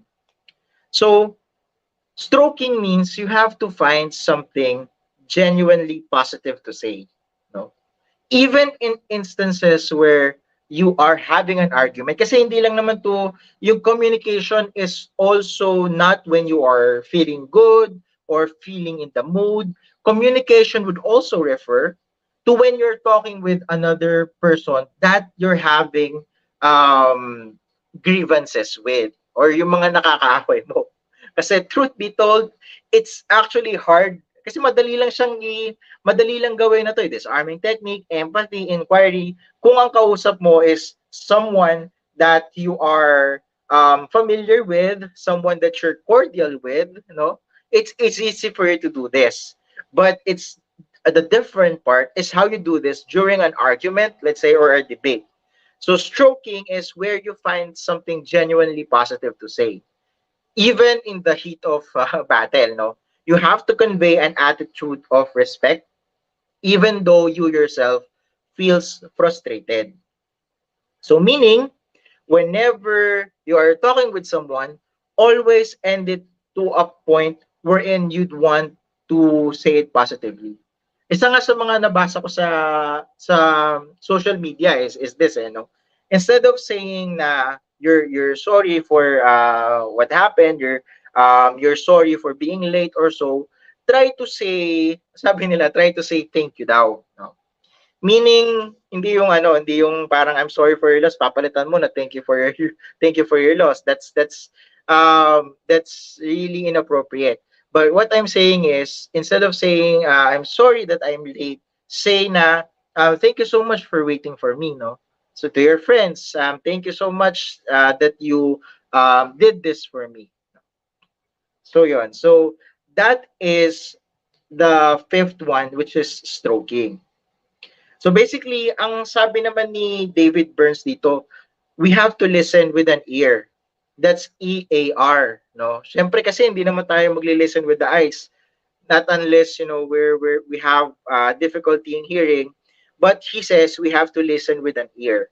So ear is actually an abbreviation of EAR. So what does this mean? Letter E means empathy. As I mentioned, you have to listen with an open heart, and of course with an open mind. Number two is assertiveness. So that's where we put the I feel statements. That's where we assert our confidence when we are speaking. Kasi otherwise, there are times na you may know what you're saying. You understand the lesson, no? To give an example, you understand everything. However, when you're speaking in front, nawawala yung confidence nyo. So meaning, the person who's talking to you as well loses confidence in what you're saying.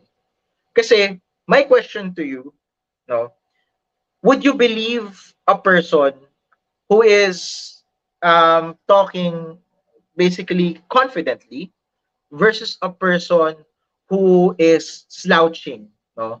Who is stuttering. So again, you have to make sure that you talk with assertiveness and with confidence. So, and then the last letter would be R. R means respect. So again, you want to respect the other person, no, that you're speaking with, so that you'll get the same level of respect. Kasi it's hard for you to earn respect or demand for respect when you yourself do not give out respect. So those are the five effective or five ways on how to effectively communicate. And given that, I guess just to just to summarize it all up, no? Number one would be the disarming technique where we find some truth in what another person is saying. Number two would be empathy, where we put ourselves in the other person's shoes. Three would be inquiry, where we ask or probe to probe CX, no, but we ask probing questions to our speaker as listeners. Number four would be I feel statements.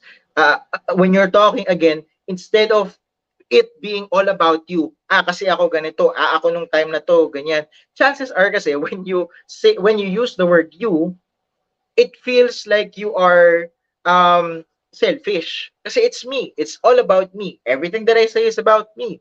But instead, this time, it's about you. Kasi trust me, for everyone's reference, when you're talking to, based on experience as well, people would tend to listen to you when you try to relate with them and when you try to focus on what they want to say, no? Rather than it's all about you yourself. Ganito kasi yung ginawa ko. Kasi ako ganyan. Kasi sometimes it feels, I'm not sure whether this is true with you, but it feels obnoxious and it feels like mayabang. So yun. Number five would be stroking. Find something genuinely positive to say to the other person. What I can say is, it doesn't take much for you to show kindness. Wala namang mawawala sa'yo when you show kindness eh.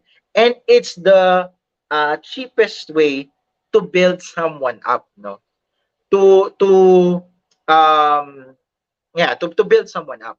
So as they say. So given that, this is what I at least want to leave everyone, or at least want everyone to remember every time that they are speaking or every time that they are communicating. So these are the 5 secrets to an effective communication. And this was actually formulated by David Burns.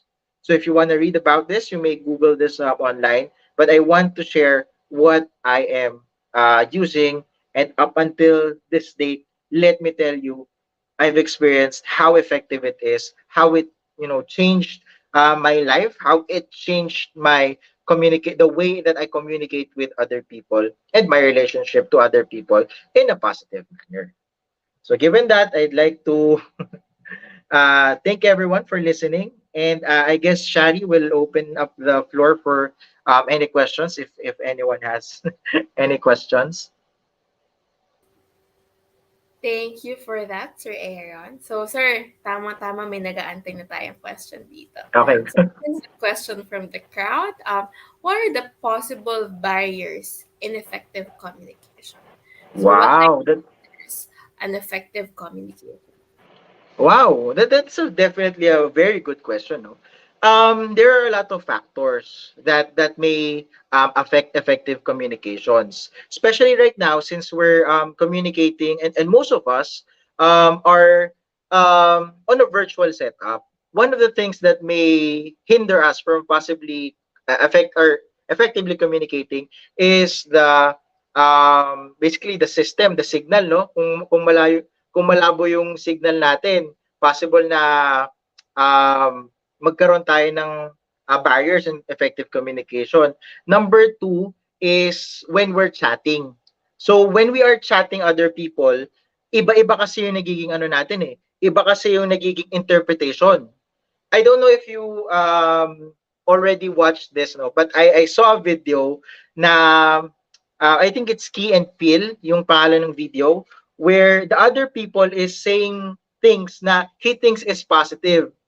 Now, the other person naman on the other line thinks that negative yung sinasabi niya. So, ang nangyayari sa kanila, they're speaking back and forth, they're talking back and forth. Etong isa na, sinabi niya yon, parang sobrang na-uplift siya. But the other person naman is ready to go to war, no? Ready to fight the other person kasi ang akala niya, inaaway siya. So again, it all boils down, or communication in writing is open to a lot of interpretations. So the easiest way for you, or yeah, the best way for you to really talk to other people is by verbal communication. Kasi like this, you would know if we're talking face to face, you would know my facial expression, you would understand what I'm saying, you would understand that I didn't mean I mean this in a positive way. So yun, that's number one. Number two, the second barrier for an effect or ineffective communication is when nobody is listening, no? Wala sa inyong, especially when you are having an argument, no one steps down to try to listen kung ano ba yung sinasabi nitong taong to. So I would suggest, if you encounter that situation, and trust me, a lot of times you would encounter that situation na no one is willing to listen. So what I advise is be the bigger person and try to listen. Try to make it a point na you stop, you pause. Ano ba yung sinasabi nitong taong to? That's why, as I said earlier, probing questions is important. Try to understand what they're feeling, ask questions. Kasi chances are, baka hindi lang kayo nagkakaintindihan yan eh. Chances are, iba yung sinasabi mo, chances are, iba yung sinasabi niya. But how would you know if you would not listen? So I guess those are the two. There are a lot of barriers, no, but there are the two main barriers in effective communication.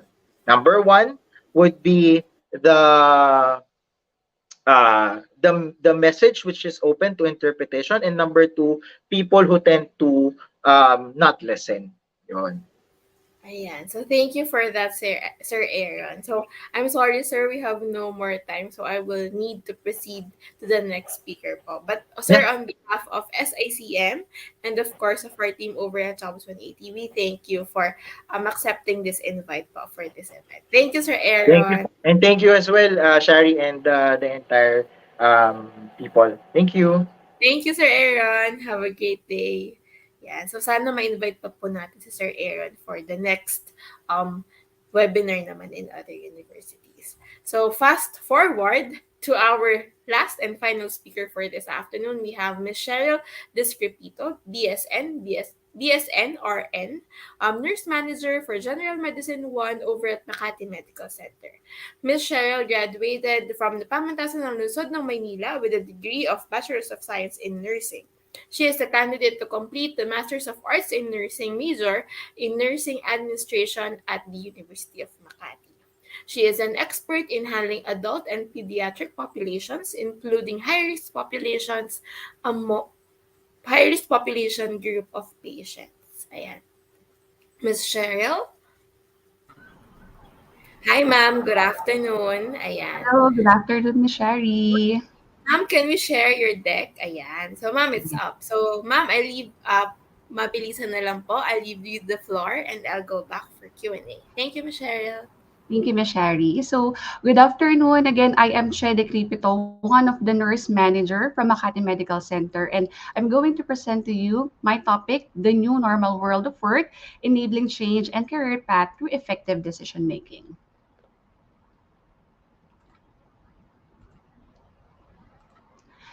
This presentation is intended for educational purposes only and does not replace independent judgment.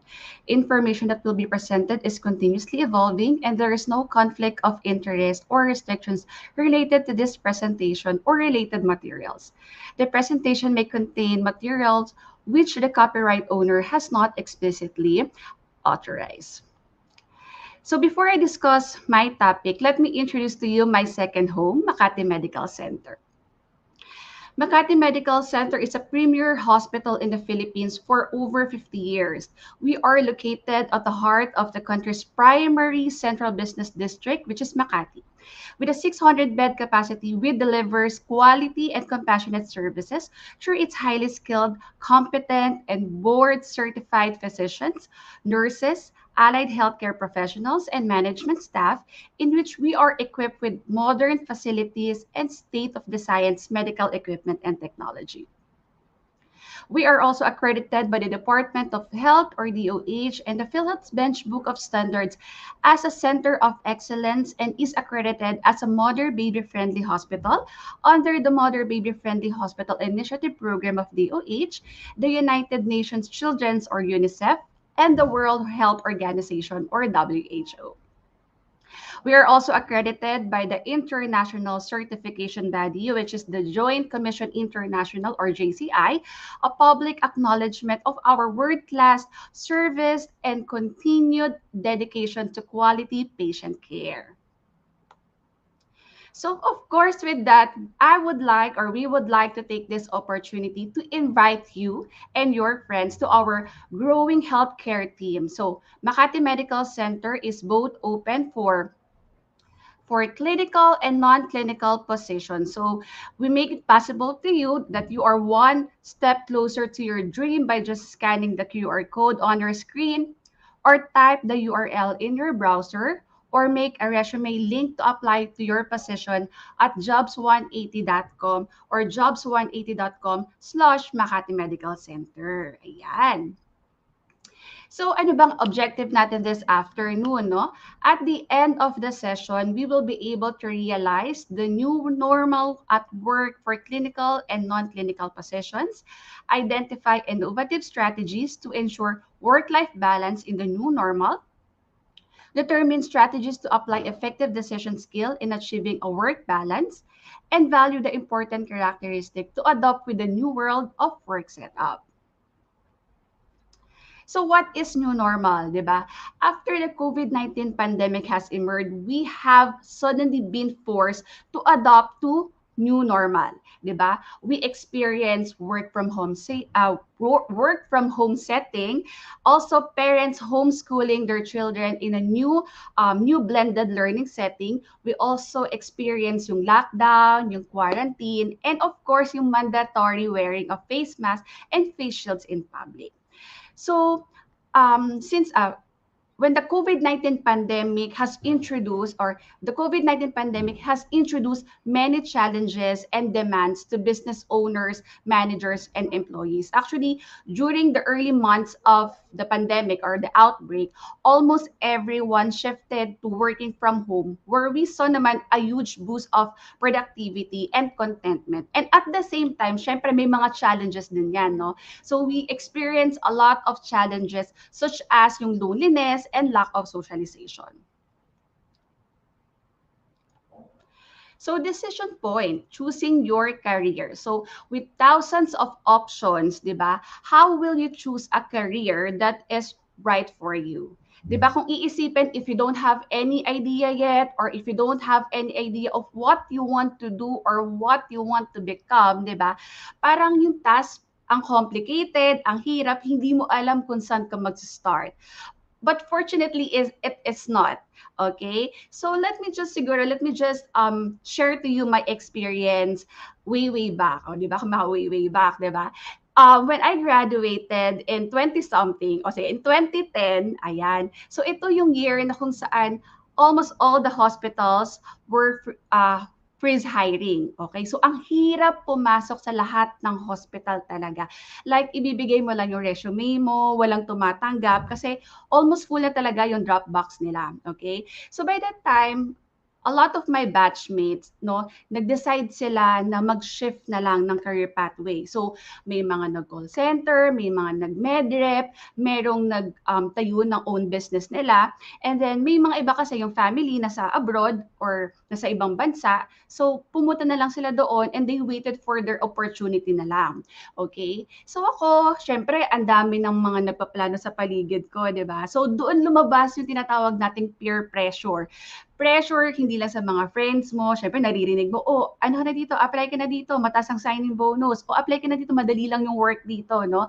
And then, at the same time, andyan yung family mo na pinipressure ka din na hindi, maghintay ka lang. So, dapat sa hospital ka papasok kasi mataas ang sweldo. At kapag nagkaroon ka ng hospital experience, madali nang mag-work abroad. Okay, so, ang daming mga suggestion, ang daming mga advices. Well, hindi open naman tayo sa mga advices, yung sa mga options na yan, kasi yun talaga ang makakatulong sa atin, di ba? Pero hindi talaga maiiwasan na darating ka sa point ng buhay mo na maguguluhanan ka kung ano ba ang decision na pwede kong gawin sa buhay ko.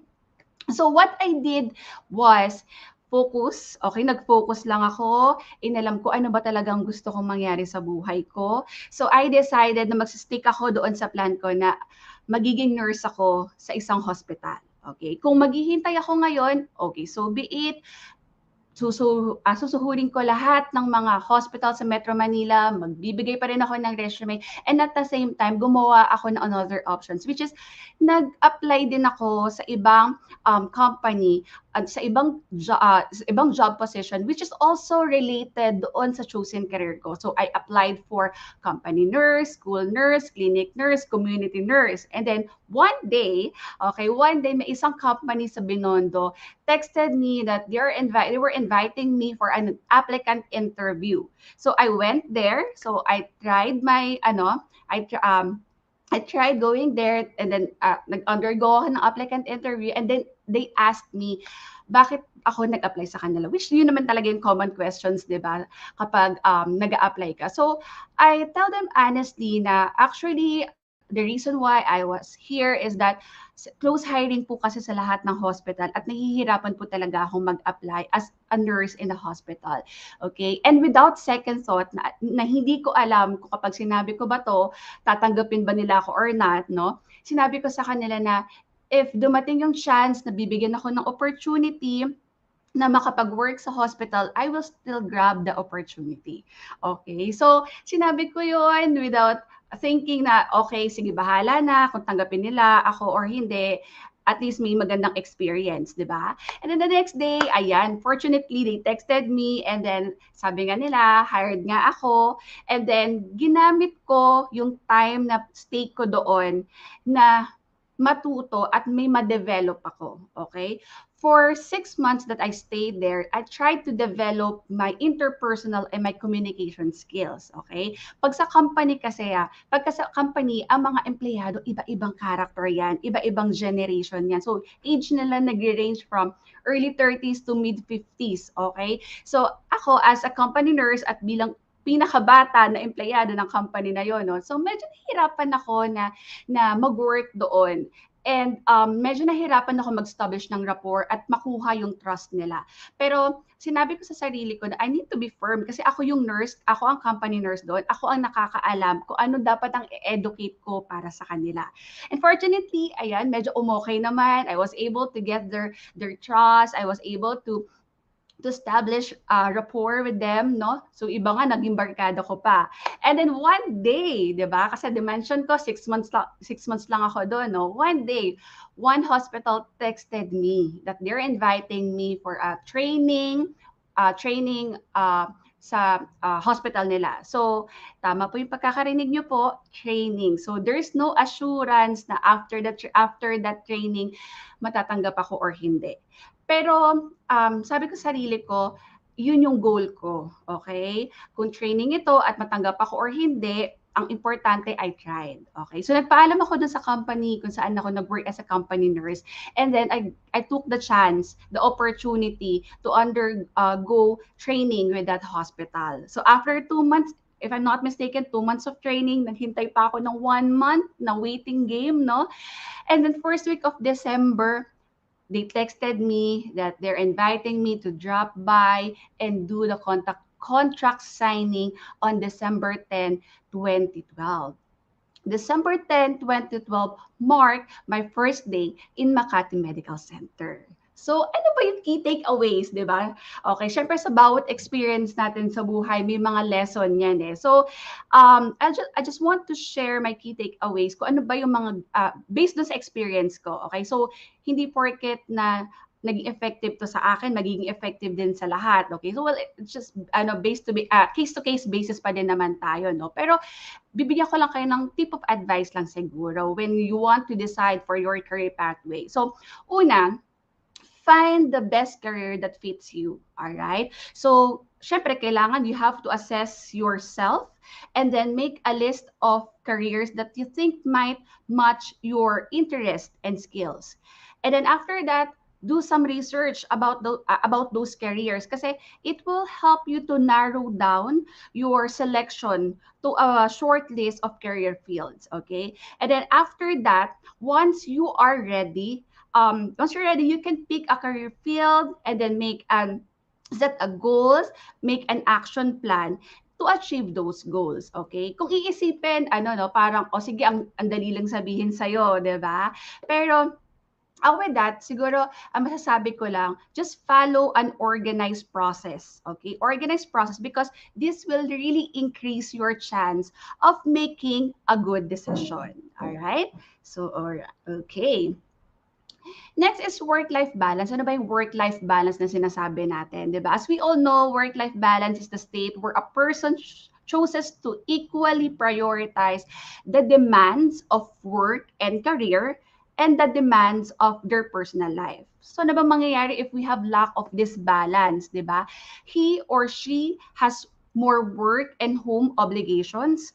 He or she works longer hours, and most importantly, he or she lacks personal time, okay? Lagi nating tatandaan that work-life balance helps us maintain our mental health. And having a healthy work-life balance means that you will be happier when you come to work every day, okay? And also this in turn help us reduce our stress and the chance of burnout, which is the two common health issues in our workplace. Okay?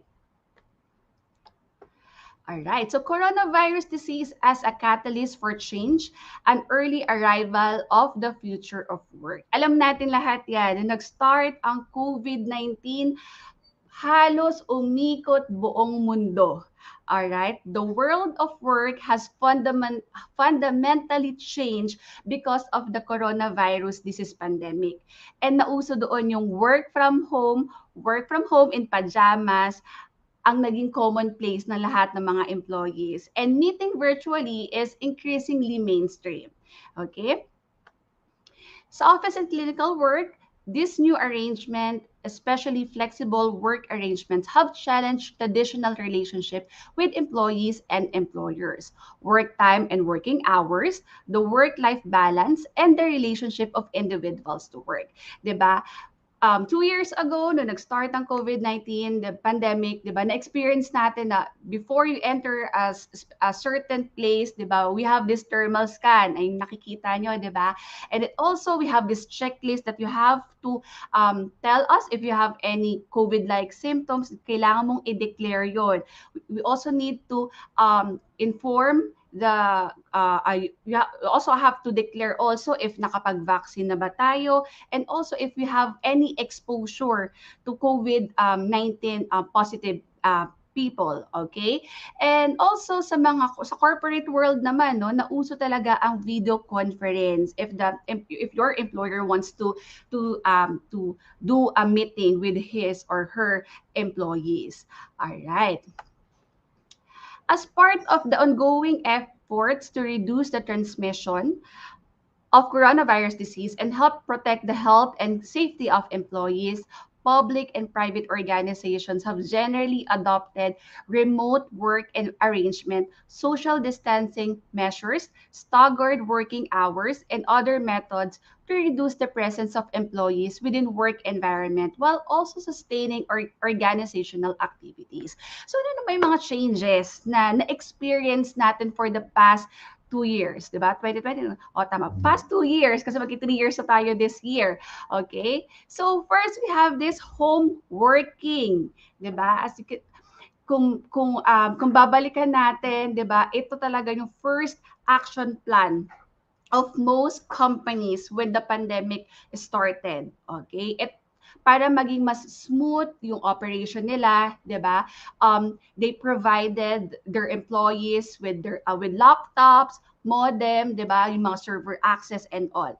Pero ano ba ang naging advantage and disadvantage of home working? So for the advantage, employees learned how to self-direct and regulate their own their own workday routines, okay? Kasi aminin man natin sa hindi, 'di ba? Noon sa bahay tayo, may nabawas sa extracurricular activities natin, and that is yung mga konting chismisan, 'di ba? Chismisan sa harap ng coffee machine, sa photocopier, 'di ba? But I'm not telling everyone that socialization is not allowed at the workplace. Syempre, kailangan din natin yon. It is our way, one way to divert ourselves doon sa stress sa job natin. Okay? For the disadvantage naman, so overuse of video conferencing at work contribute to what has been called Zoom fatigue. All right? So may mga employees tayo na nakaramdam, they felt anxious, they felt socially isolated, emotionally exhausted due to lack of social connection. And then yung mga old routines nila of togetherness at the workplace, nawala lahat yun, di ba? Kaya nga nang sabi ko, yung chismisan nga lang sa harapan ng coffee machine, nami-miss na natin talaga yun eh. Yung quick hello between meetings, nakakamiss talaga siya, okay? And most employees miss the short, often and spontaneous, informal, and cross-departmental interaction with their colleagues, okay? Kahit na sobrang layo ng department na yon, di ba? Talagang dadayuhin ang kabarkada mo yon para lang mag-hello sa'yo, para lang mag-hello sa'yo, okay? So ano bang ginawa ng mga ibang employers, 'di ba? Para anong action plan ang ginawa nila no na-experience ng mga employees natin 'yan. So they do some virtual coffee breaks and also they facilitate some self-help groups in which they ask their employees ano bang mga kailangan nila, ano mga activities na kailangan nila to overcome these challenges. Okay? And this became one answer to the lack of face-to-face interaction. Next is a new role for the office. So some employees work 2 to 3 days per week. Parang ito yung naging intervention ng mga companies natin to lessen their exposure to syempre to COVID-19 virus, no? And they have realized that they can work better daw because of less disturbance at home. Okay? Kasi nga gaya ng sabi ko, na-lessen talaga ang extracurricular activities. In the hospital setting naman, syempre hindi talaga kami makakapag-work from home dahil 24/7 po ang hospital and we're dealing with patients every day. So what we did is that we have this compressed work week. Okay? Compressed work week. From 8-hour shift, ginawa po namin 12-hour shift ang duties ng mga nurses po natin. Okay, question, sabi mo, lessen yung exposure ng mga empleyado sa COVID-19. Bakit naging 12-hour shift? Okay, kung before po, ang 8-hour shift po namin, in 1 week, 2 days lang po ang off nila. But with our 12-hour shift, sa loob ng 2 weeks na yon, 7 days lang po sila papasok and then 7 days nasa bahay lang po sila. So that is compressed work week. Okay? So another is commuters benefit. Okay? 'Di ba? May mga employees tayo nagka-travel from work to home, 'di ba? And it took 2 to 3 hours talaga yung travel time para makauwi. So pagod na sa bahay, pagod pa sa pag-travel, 'di ba? Because of work from home, okay, itong 2 to 3 hours na to, na-save nila para i-spend nila sa mga mahal nila sa buhay. I-spend nila para sa self-care, okay? So because of that, well-rested yung mga employees natin, dun sila nakitaan na mas nagiging productive sila dahil nga marami silang nasa-save na oras. Alright? Another, sa organization naman, they use this opportunity to restructure. Okay? They reduce their office space kasi nga, di ba, work from home, di ba? So, nag-alternate ang pasok ng mga empleyado. Okay? Because of this, it saved them from high rental costs and also it saved them dun sa, syempre, sa electric bill. Okay? Another ginawa ng mga employers natin is they promote yung desk sharing and also they redesign and do creative spaces. So, since syempre hindi naman lahat ng empleyado pumapasok one at a time, 'di ba? Ay, pumapasok ng sabay-sabay at one at a time lang sila per group, 'di ba? Ang ginawa ng mga employers natin para mas ma-attract, ma-excite pa rin at ma-encourage pa rin silang pumasok sa work nila, okay? Nagre-design sila ng office spaces nila. Kung mapapansin niyo, may mga ibang company na parang yung office nila parang mall, parang hotel, 'di ba? Kasi yun yung magpapahikayat sa mga employees natin na sipagin na pumasok sa kumpanya. Ayan. Okay. Next is remote management. So as a result of the shift of work to the private sphere, many companies have had to make a cultural adaptation. Okay? Kung before, we value yung attendance. So dapat nandito ka na before ng grace period natin kasi may mga grace period talaga ang mga company, 'di ba? So dapat kapag lumagpas ka in 7 minutes, absent ka na or late ka na, ganyan. So, yun yung ano natin, yun yung binavalue natin before. But when the pandemic began, alright, nagkaroon ng shift, widespread shift talaga doon sa culture na yon. So, from attendance, naging result-driven culture tayo. Okay? And it helps our employees to have more autonomy in shaping their work and daily routines. All right? May mga empleyado din, okay? There are some employees naman na, yun nga, mas namomotivate naman sila kapag nakikita nila yung supervisor nila, yung mga colleagues nila, di ba?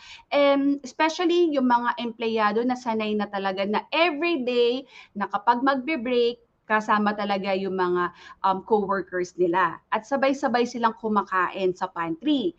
Alright? And because of the work from home, di ba, may mga ibang empleyado na sanay na sa ganung routine, may mga ibang empleyado na nahihirapan na ibalik yung rhythm nila sa trabaho. Okay? Despite of all the regular breaks na meron sila sa bahay. So again, case-to-case basis kasi ang bawat intervention eh. May iba, mas nagiging productive kapag nasa bahay. May iba naman, mas nagiging productive kapag nakikita nila yung supervisor nila na ini-encourage sila physically. Okay? So, sa Makati Med naman, I want you to share paano naman kami dito, alright? So, dito, consistent pa din yung connection namin with our co-workers, especially sa mga, sa mga immediate supervisor namin.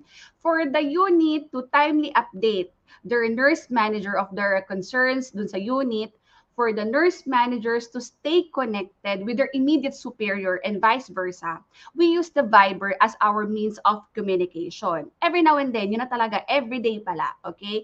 With this, we can monitor the unit, update our superior, and get directives directly from our immediate superior. Next is equal opportunity naman. So remote working and working from home has been possible talaga during pandemic. And many companies, as I mentioned earlier, di ba, many companies have been able to equip a large part of their workforce with the technical equipment and server access at a relatively short notice. Okay? So talagang kahit biglaan yung pandemic, okay, para lang maging smooth ang operation natin, sige, pin-provide agad sila ng laptop, nag-provide agad sila ng modem para tuloy-tuloy pa din ang trabaho natin. Okay? And then, many companies, also many companies make sure that even though their employees are working from home, working on-site, or hybrid, everyone will still be able to get equal opportunity in terms of salary, the benefit, and the promotion. Okay? But in the healthcare setting naman, same din naman kami dito, alright?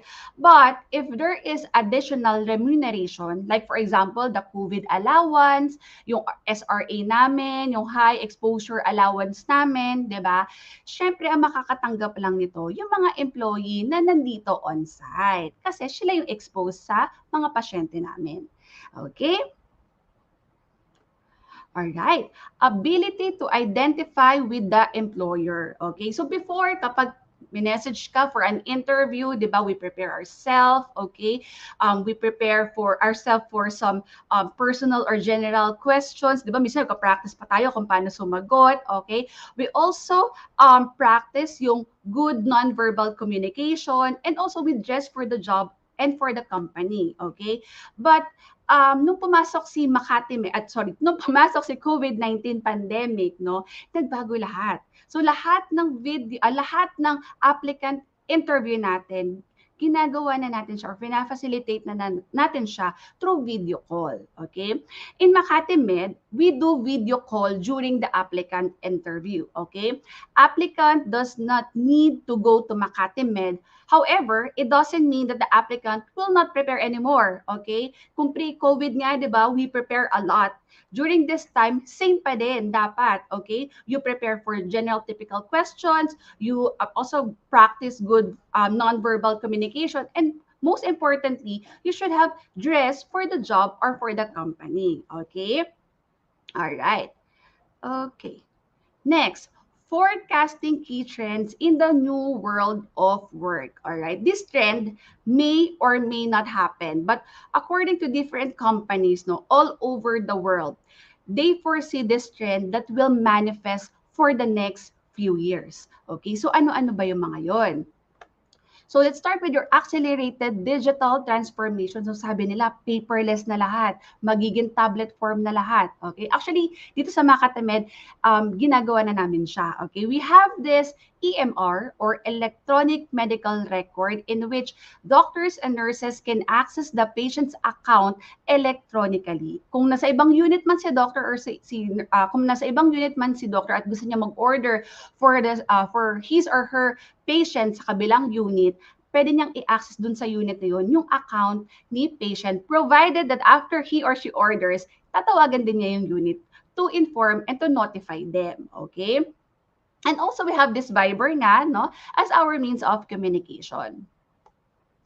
Next is emergency of hybrid work. So, sabi nila, tumataas ang chances ng hybrid for the next few years. Okay? So, magkakaroon pa din daw ng work from home, may mga employee na mag-work on-site, or mixed, which is yung hybrid nga. But for the healthcare provider, syempre, di ba, na-mention ko kanina, hindi talaga natin magagawa ang work from home or even yung hybrid. Well, siguro sa corporate side po ng hospital, possible yun. But for the nurses, hindi po talaga siya feasible. Okay? Next is the continued existing of the office. Syempre, hindi pa rin po talaga mawawala yan. Alright? But when the pandemic started, ano bang nangyari before? Ano bang nangyari this past few years? No? So, meron tayong mga virtual offices. Sa mga clinics naman dito sa hospital, no, they do telemedicine and teleconsultation. And sabi nga nila, for the next few years, baka tuloy-tuloy pa din yung ganitong setup. Alright? Next is changes in organization infrastructure and labor mobility. So, sabi nila, maraming role ang makikreate and possible na may mga few employees that will apply with other companies kasi may mga ibang companies talaga na nagdadagdag ng mga benefits to attract those employees. But except in healthcare setting, no, dito in Makati Med, walang nabagong role nung nag-start ang pandemic. There are some additional responsibilities, but our role remained the same, okay? Walang lumipat na empleyado, kasi wala din naman din nag-shutdown sa mga ibang hospitals. Okay? Next is the challenges of performance management and atomistic tendencies at work. Okay? Well, ito kasi depende to sa company no? But in the healthcare naman, when the pandemic began, 'di ba, we are expected to maintain the fast-paced environment. Syempre nasa hospital tayo, so expected talaga na may mga emergency cases talaga from time to time. All right? In Makati Med, all right, we value speed in the process, all right? But at the same time, we always ensure that we still provide quality care among our patients. Okay. Next is potential exacerbation of existing inequality. So since maraming changes, 'di ba? May mga changes sa rules and regulations, sa mga policies natin, no? Possible talaga na magkaroon tayo ng disparity. Okay? With that change sa mga policies natin sa isang company, meron talagang mag-excel, meron din talagang medyo mapang-iiwanan lang ng konti. Okay? But what can ang pwede ko lang i-advise with that is that always expect that change can happen anytime and anywhere. Okay?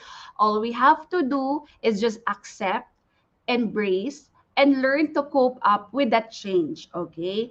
And lagi natin tatandaan that change allows us to move forward in life and experience new and exciting things, okay?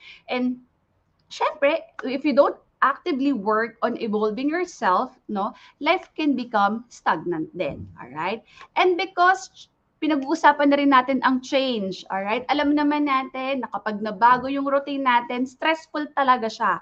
All right? Syempre, ito na yung napagsanayan natin, ito na yung routine natin, 'di ba? Kapag may nagbago talaga, stressful 'yun sa part natin kasi kailangan na naman natin siyang pag-aralan, okay? So ang napo-foresee in the near future is that we need to increase our focus on work-life balance, okay? As I mentioned earlier, very important to sa mental health natin to reduce our stress and of course to prevent burnout among our employees. All right. So, given the new world of work, how to decide on a career path. So, earlier, 'di ba, I mentioned some key takeaways based on my experience, no? So, first is choose a career you have a strong passion for. Of course, know your strength. You must assess your strength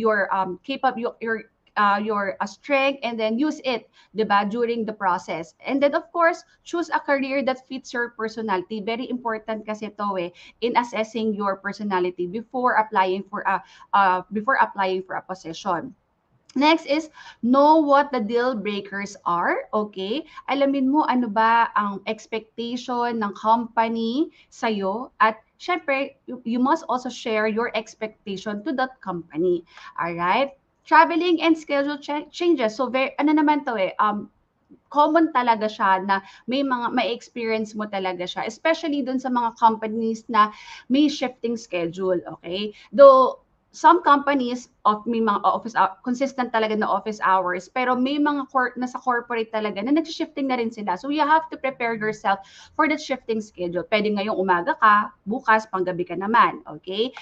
Kasi we have to be flexible anytime, okay? So, yung role mo ngayon, possible na ito ang job description mo, pwedeng sa next few years, may madagdagan dyan. So, dapat ready tayo anytime, anywhere.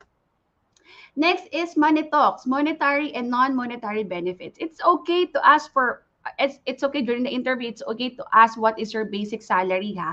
And also it's okay to ask ano ba ang mga benefits na pwede kong ma-receive and of course benefits na ma-receive ng family ko.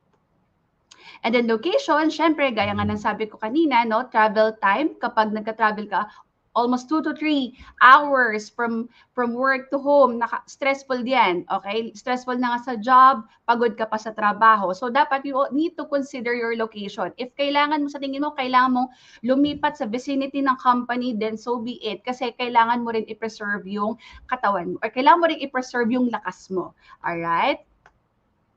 And of course, boredom, challenge, and growth. So, darating at darating talaga yung point sa buhay natin na magiging routine na lang talaga yung trabaho natin. So, dapat anticipate na natin, kapag naging routine na lang sa akin itong trabahong to, ano bang pwede kong gawin? Okay? Ano bang pwede kong idagdag sa credentials ko? Diba?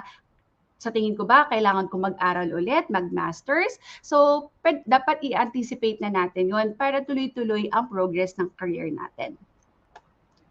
Alright, for summary, coronavirus pandemic has turned the whole working world into an ad hoc real-life laboratory where home offices, remote management, and video conferencing are the rule and not the exception. So lahat yan tinry natin, no? So whether maging successful siya or hindi, tinry natin lahat yan.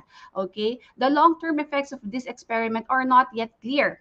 Many questions remain unanswered at present, like how does digital onboarding affect an employee's ability to identify with their company, and what will be the impact on occupational health and safety? A return to normality is difficult to imagine and suggests a stability that did not exist even before the pandemic. And on the contrary, we must assume that we are in a constant state of change, okay?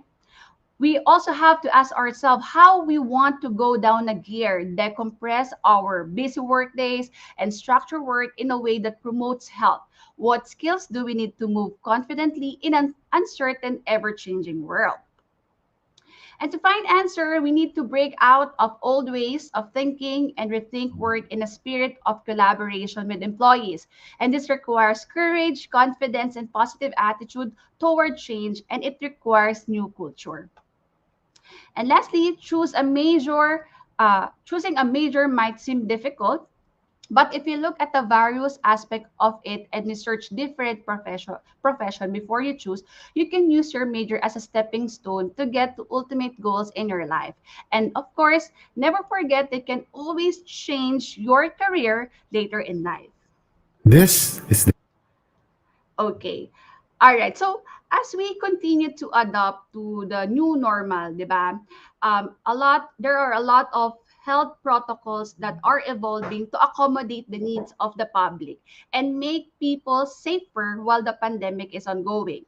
So for my next slides in this video, we will show you how Makati Med ensure visiting patients going in for treatment are kept safe at all times. So check out this video and learn more about how Makati Med is adjusting to the new normal. this is the healthy normal.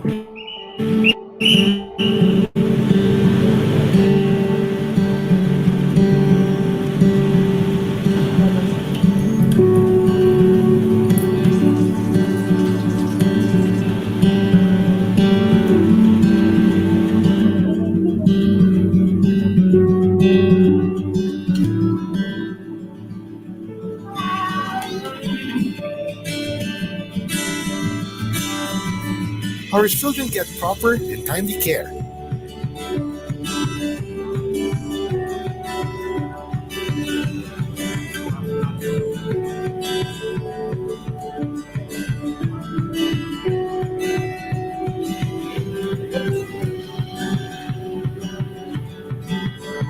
Our patients receive safe and finest treatments.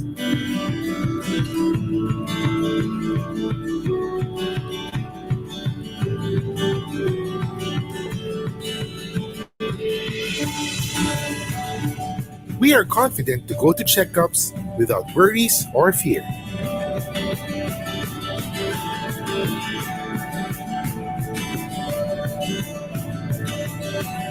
We experience service that's from the heart.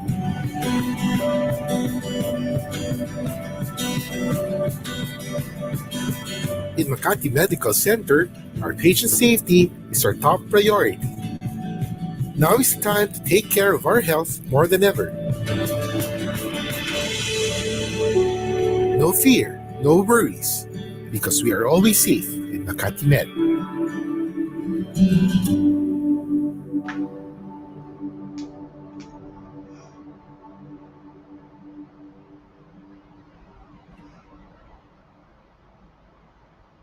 All right. So thank you so much for listening, everyone. Okay, Miss Sherry. Thank you for that, Miss Cheryl. Ayan. So, ma'am, I just have one question for you because I think you were able to expound on the topic so well. What is a good routine to balance work and personal life now that everything feels so blurred? Because right now, if you're um in the corporate world or whether you're in the hospital, in the healthcare industry, there will always be notifications because your personal phone includes your personal email, you have Viber on your phone. So um how do you stand your ground or create a balance between these two po? Okay. What's a good All tip? right. Okay. So, well, work-life balance, di ba? Sabi ko, as I mentioned earlier, very important talaga yan because it helps us maintain our physical and mental health, di ba? Hindi ko naman din sinabi, ayoko naman din sabihin na huwag tayo masyado mag-focus sa work, too much work, di ba? Yung sinasabi nga nila, overproductivity, di ba? Kasi may mga pros and cons yan eh, di ba? Kapag nagkakaroon tayo ng overwork, okay? It's either you can earn more money and boost your career, but at the same time, it can also hurt your physical and mental health, as I mentioned earlier. Okay, it can boost your productivity for the company, and also it can cut your personal and private time with yourself and with your family as well, 'di ba? So siguro ang advice na pwede kong ibigay, especially sa mga newly grad or sa mga newly NLE passers natin dito, no? Stay in control with your overtime. Kasi actually, it depends on the employee's will naman eh. If he or she wants to work overtime, okay? Kasi if the time is counted and paid for, di ba, it can come with more benefits than risk by delivering financial security or even fun, especially kapag nag enjoy naman talaga siya sa trabaho niya, okay? So stress tolerance naman, siyempre hindi naman talaga maiiwasan ang stress talaga sa work, 'di ba? Pero siguro tolerance is an essential skill in any job. Dapat yun talaga ang matututunan natin, okay? And then, kasi if you cannot handle stress, you will not be able to do well in your career and you may become stressed when dealing with difficult people, with deadlines, sa mga trabaho, and other issues, okay? So, siguro for me to improve your stress tolerance, no? Take time to relax, okay? Try talking or try taking a walk outside, listening to music, reading a book, or doing anything else that make you feel relaxed, okay? Kasi ito yung siguro iniisip ko din na one way para maging balance yung para or makuha natin yung work-life balance. Another is yung learn some relaxation techniques. Siguro you may join some yoga, yung mga Zumba, try deep breathing exercise, meditation, or massage, okay? Find a method that you enjoy and use it regularly. Another is get plenty of rest, okay? Sleep is very vital no? Ito yung way natin para bumalik ulit sa rhythm yung katawan natin for the next day. Kasi alam naman natin, gaano ka-stressful talaga ang trabaho every day. You have to get at least 7 to 8 hours of sleep every night. Okay? And lastly, eat healthy foods. Hindi ko sinabi na araw-araw tayo magmumukbang, okay? So, eat healthy food, eat nutritious food like vegetable, fish, fruits, 'di ba? Kasi this will help you stay calm and focused. So, um, siguro sa mga papasok pa lang or sa mga naghahanap pa lang talaga ng trabaho at papasok sa mga company, no? Ito dapat talaga yung focus natin sa work-life balance, siguro ang dapat talaga natin bigyan ng pansin, okay? May iba kasi na especially bago pa lang sa work, 'di ba? Mas binibigyan nila ng importance or value yung time doon sa work kasi siguro iniisip nila kailangan gawin to kasi syempre kailangan kong mag-excel kung nasaan ako ngayon. But hindi nila napapansin na kapag in-overwork din lang yung katawan nila, 'di ba? Yes, may mga nakukuha silang recognition at work, pero at the same time hindi nila nakikitaan na yung katawan din nila, 'di ba? Sumisigaw na rin, okay? At malalaman na lang nila 'yon kapag nagkasakit na sila, 'di ba? Marami kang sweldo, malaki nga yung overtime mo, but at the same time kapag nagkasakit ka, 'di ba? Halos lahat ng pera na naipon mo because of overtime, of overwork, lahat din naman mapupunta doon. Okay? And there you go. Thank you for that, Miss Cherryl. We have here a question from the crowd. Ayan.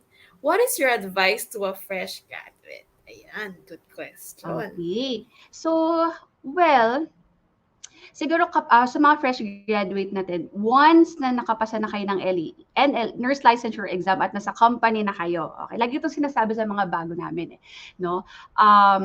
Never stop learning, alright? Never stop learning. Okay lang na magtanong. If doubtful kayo, magtanong lang kayo sa mga preceptors nyo or sa mga body nurses nyo, okay lang yon, okay? Lagi ko sinasabi sa kanila na kahit na natapos nyo na yung probationary period nyo or kahit na mag 1 year na kayo, I'm not expecting you na 100% alam nyo na lahat yan. Okay? Even yung mga charge nurse, 'di ba? Or even ako, may mga bagay ako na hindi ko pa alam kahit na matagal na ako dun sa company na yon, okay? Never stop learning, always ask questions, you observe others every day, okay? Kung magkamali man, okay, it's okay. The important is you recognize and you use it as your strength, okay? And once you gain your competence, once you gain your confidence in your job, yung iba kasi nagsa-stop na doon eh. Okay? Nag-stop na sila doon eh. So, never stop learning and growing. Okay? Kasi the most successful people, both in work and in life, no, they never stop deliberately continuing to learn and to improve. And there you go. That's your answer. Ayan. So, thank you for that, Ms. Cheryl. So, to our audience, maraming salamat po for participating. If you want to check out Makati Med's list of vacancies, it's scrolling on your screen. You can go back to that link. That's jobs180.com/Makati Medical Center. So, when you're ready to apply, you can just send out your applications through that link. Ms. Cheryl, on behalf of jobs180.com and of course of Santa Isabel College of Manila, we thank you for accepting our invitation this afternoon, and we hope that we can invite you to other sessions in other universities as well. Thank you so much for your time, Ms. Thank you Cheryl. so Have much, a Ms. great Sherry. weekend. Happy weekend Thank na you. pala sa mga Happy taga-Inde. weekend. Thank you, Ms. Cheryl. Thank you. Ayan. So to everyone, that wraps up our event for this afternoon. So please don't forget to evaluate. So we will be putting out the evaluation link here. And if you evaluate on-site, that's also okay. Okay na rin yun. So as a bonus, we also have a digital certificate to all of those who have attended the webinar today. So we'll send this over as well to the guidance officer, and we'll also pin this in the comment section para kung hindi nyo magawa ngayon, makabalik kayo to get your, to do the evaluation and the digital certificates. So just answer the forms and you will receive your digital certificates via email. If you have concerns, just email events@jobs180.com. So there you have it. Thank you so much for everyone who attended this event. Our closing prayer and the promo video will be up next. So with that, happy Friday and happy weekend, everyone. Please stay safe. Bye. Good afternoon, everyone. This is Clarissa and Antonio from the Office of Promotions, External Affairs and Linkages. I would like to welcome all the viewers over SICM and Jobs180.com Facebook page. Marketing Me Live is brought to us by Jobs180.com in collaboration with the Guidance Center of Santa Isabel College of Manila. So as partners in learning, I would like to introduce the course offerings by Santa Isabel College of Manila in the Higher Education Department. First on the list are AB Education Program and our flagship course, Conservatory of Music. For the AB Education, we offer elementary and secondary education, which has two majors. One is English and Values Education. For our flagship course, we offer three courses: Bachelor of Music in Music Education, Bachelor of Music in Music Composition, and Bachelor of Music in Music Performance, with specialization in liturgical and sacred music. And we also have voice, piano, guitar, and percussion. For the graduate studies, we have Master of Music in Music Education and Master in Music. The second set of courses offered by SICM is the Business Administration Program. For the Business Administration Program, we offer four. The newest one is Business Analytics, followed by Financial Management, Marketing Management, Human Resource Development Management.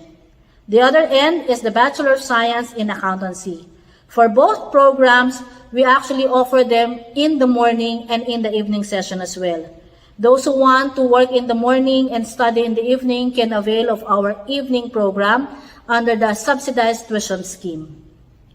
The last set of higher education course offerings is the Bachelor of Science in Information Technology, and the other one is Bachelor of Science in Hospitality Management. Please be informed that the BSHM is the same as Hotel and Restaurant Management. For AY 2022-2023, we will continuously going to waive our entrance examination in response to pandemic. We do not entertain bridging program, which means whatever track you're in right now, you can take any of the courses that I mentioned under the Higher Education Department. And for the admission link, you can check out our Facebook page for the head application. You can simply click that link and you will be directed to the Google form. Now, for those who are having inquiry regarding scholarship, yes, we do have our academic and non-academic scholarship. Listed on your screen are the full and half tuition, entrance discount, and the Dean's List or the St. Francis Regis Clay Scholarship. The other end is the non-academic, cash discount, alumni discount, and the Recruit a Student Incentive Package. The details of this one can be further discussed in our official communication lines. How to reach us? You can check out all the other details in our website. That's www.santaisabel.edu.ph. You can also send us a message in our Messenger Facebook account at SIC Manila 1632. We do have our videos in our YouTube account, so you can also check that one. And for other contact details, you may send us an email at admissions@santaisabel.edu.ph, or you may call us at 8525-941-6219, local 108. So from this day onwards, we will be entertaining queries from you. Thank you very much for listening, future young Isabelan. Be one of us.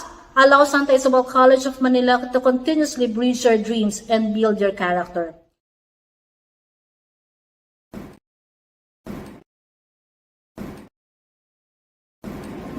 Closing prayer. In the name of the Father, the Son, the Holy Spirit. Amen. Dear God, who is in heaven, we come before you at this hour through the name of our Lord Jesus. We want to thank you, Lord, for you have taken us through the webinar and we have finished it. All that we discussed here today, give us wisdom and knowledge to be able to implement it. Guide us in every step so that we can accomplish all that we have planned in Jesus' name, and we pray and believe. Amen. Saint Vincent de Paul and Saint Luis de Marilac, Santo Cristo del Tesoro. In the name of the Father, the Son, the Holy Spirit. Amen.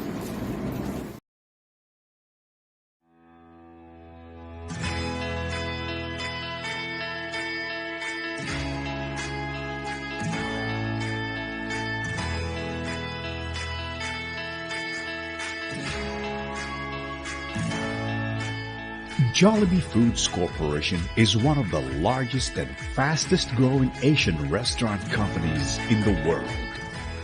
Home to formidable brands with Jollibee at the helm.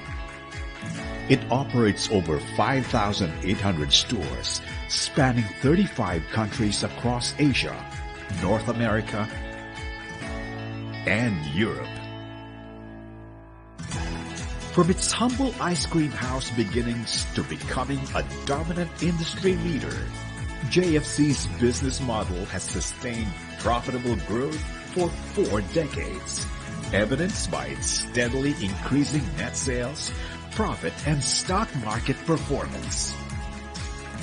It is the recipient of numerous international accolades, from Best Employer to Most Outstanding Corporation, to Asia's most admired company. JFC continuously gives back to the communities it operates in through the Jollibee Group Foundation. Its core programs are centered on food security, alleviating hunger so children can continue their schooling, and connecting small farmers to sell their produce to large institutions to uplift their livelihood.